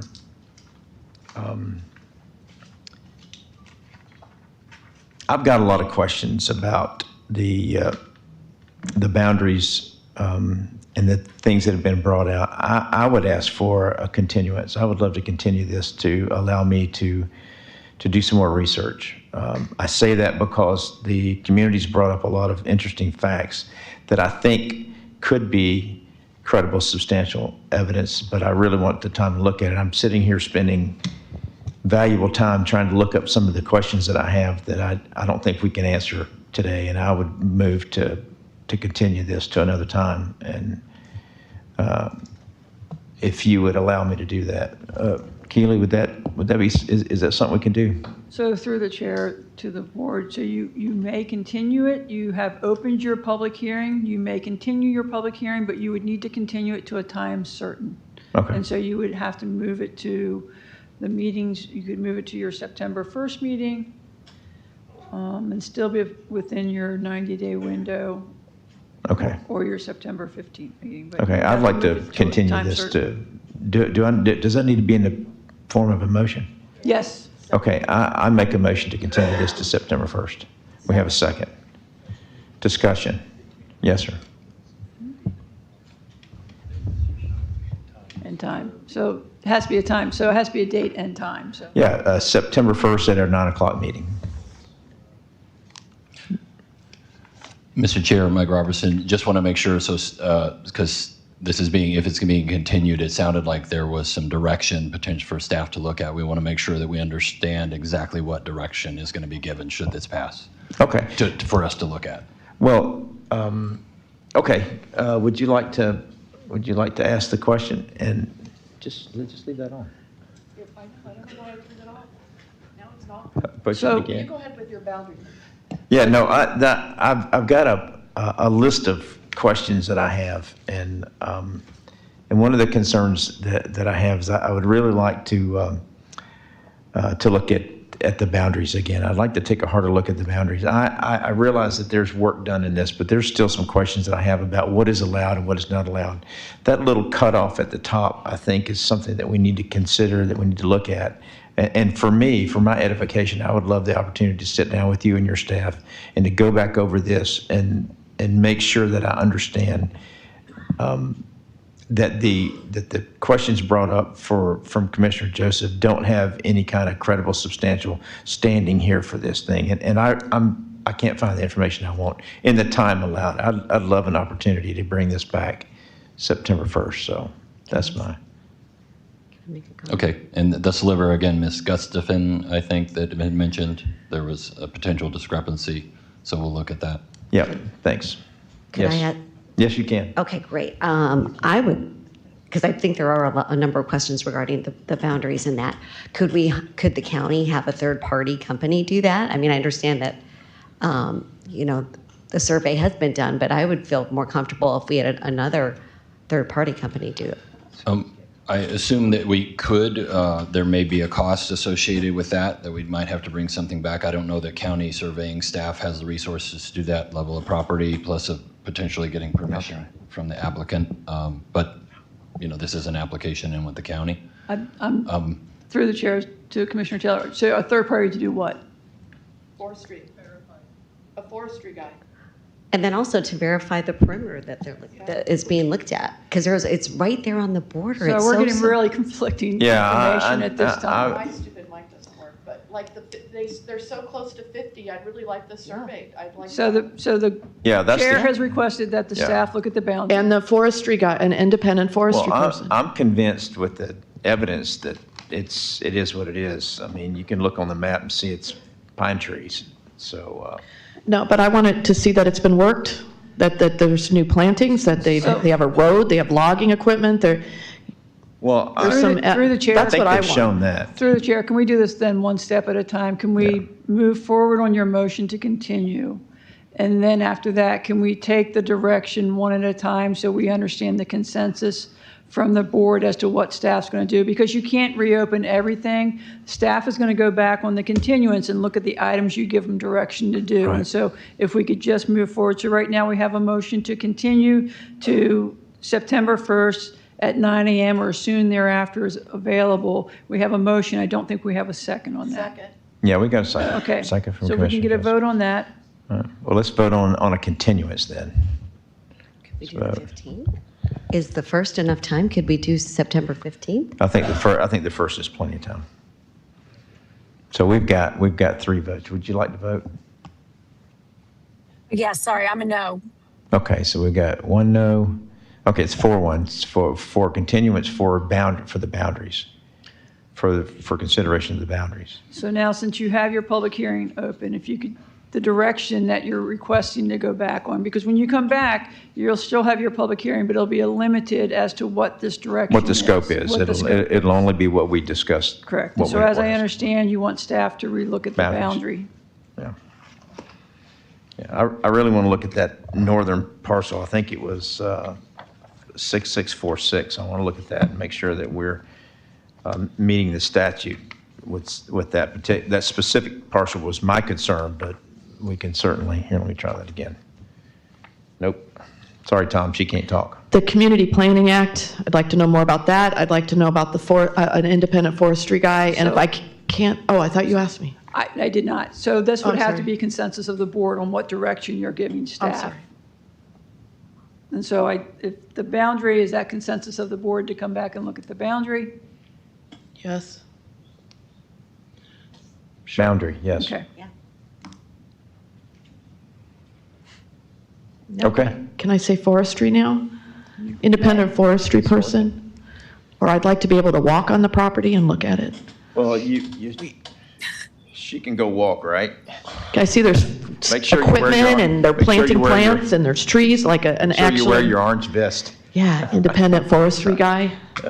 Mr. Chairman. I'm convinced that they've made their case when it comes to what the land's been. Well, there's a couple of holes in it. There is. They used numbers twice, and there's 2 different holes in the 5 years. I pointed that out earlier. I'm not understanding what. To confirm it's been worked as an agricultural. Well, you can certainly make a for 5 years. motion and we can vote 5 on it, acres. but I don't think I can give consensus to the forestry section. They've been more forthcoming with documentations and that. Well, anyone can document anything. I just wanted a forester guy to do it. Mr. Chair, just to Commissioner Joseph through the chair, I want to be careful about commissioners acting as judges and witnesses. And I'll just leave it at that. Okay, good point. Mr. Chairman, point of Yes, sir. discussion. Sure. Thank you, sir. I think we as a board need to be very careful that we don't apply a different standard to this applicant than we did to the prior 2 applicants that we approved earlier today. We're asking them to accept our ruling that an independent forestry person and an independent surveyor get out there, because we somehow, for this application, we can't take the word of our staff. We can't take the information from the engineer that's right in front of us. Are we not holding them to a different standard if we force upon them an independent survey and an independent forestry person? No, I agree, which is why I don't think consensus can be given on that issue. So we can't vote on that? Well, you can certainly make a motion and we can vote on it, but I'd like to make a motion that we have a forestry person and also look at the Community Planning Act. I'll second that. okay, that's is to direct staff to look at the Community Planning Act for us during the continuance. And then I don't know how you do a forestry guy. We'll just confirm that it's been an active agricultural land for 5 years. Well, that's the motion. We've got a motion in a second, so let's vote on that motion. All right, Commissioner Arnold? No. Okay, that's a no. That fails. Okay, but we do have the plotting, I think is important. I would consider also adding into the purview the Community Planning Act. I think it's important that we get some clarity on that. So I would be okay with those 2 issues if we can get consensus for that. Just to go over that portion of the law to make sure it's not applicable. Second. Are we okay with that? Is everybody okay with that? Those 2 items going forward?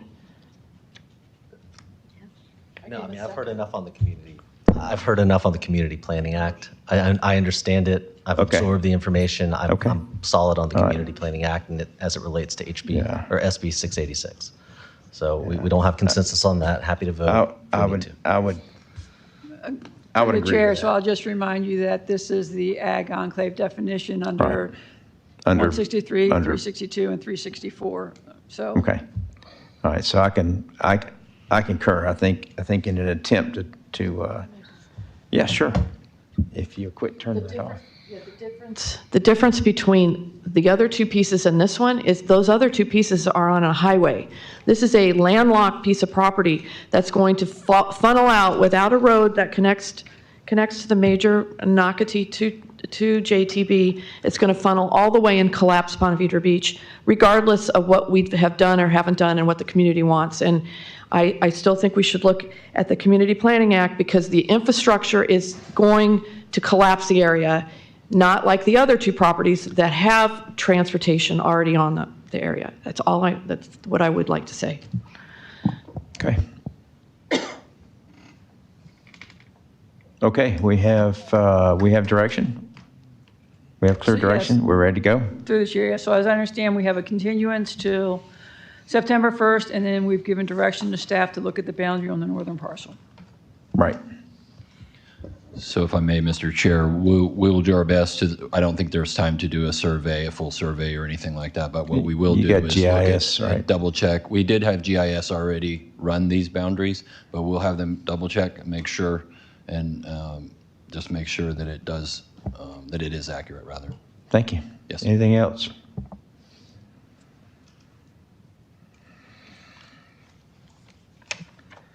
Okay, this says that we have on the agenda commissioners' reports. Thank you, by the way, Miss Ellen Never-Smith. I appreciate your time today. Commissioners' reports. Do we need to go through this? I didn't think so. Anything to report? No, nothing there. Commissioner Arnold, anything to report? Commissioner Nothing to Whitehurst? report. Nothing. Commissioner Taylor?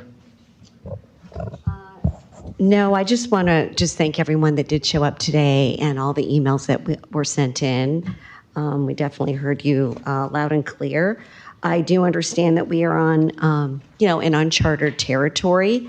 And you know what? I do think that anyway, I'm not going to get consensus on this, but I do think that we need to look much harder at,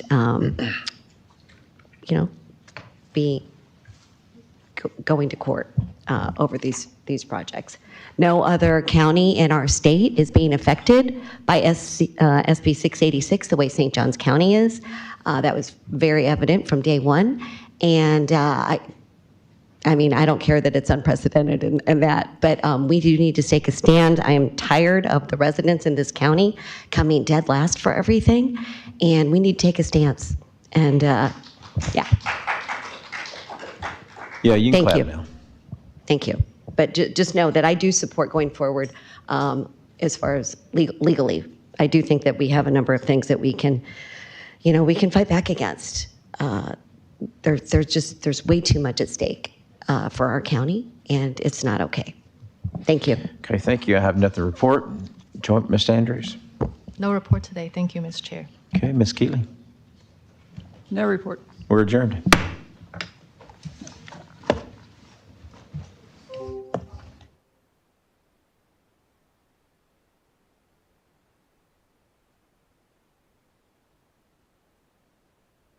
County and how these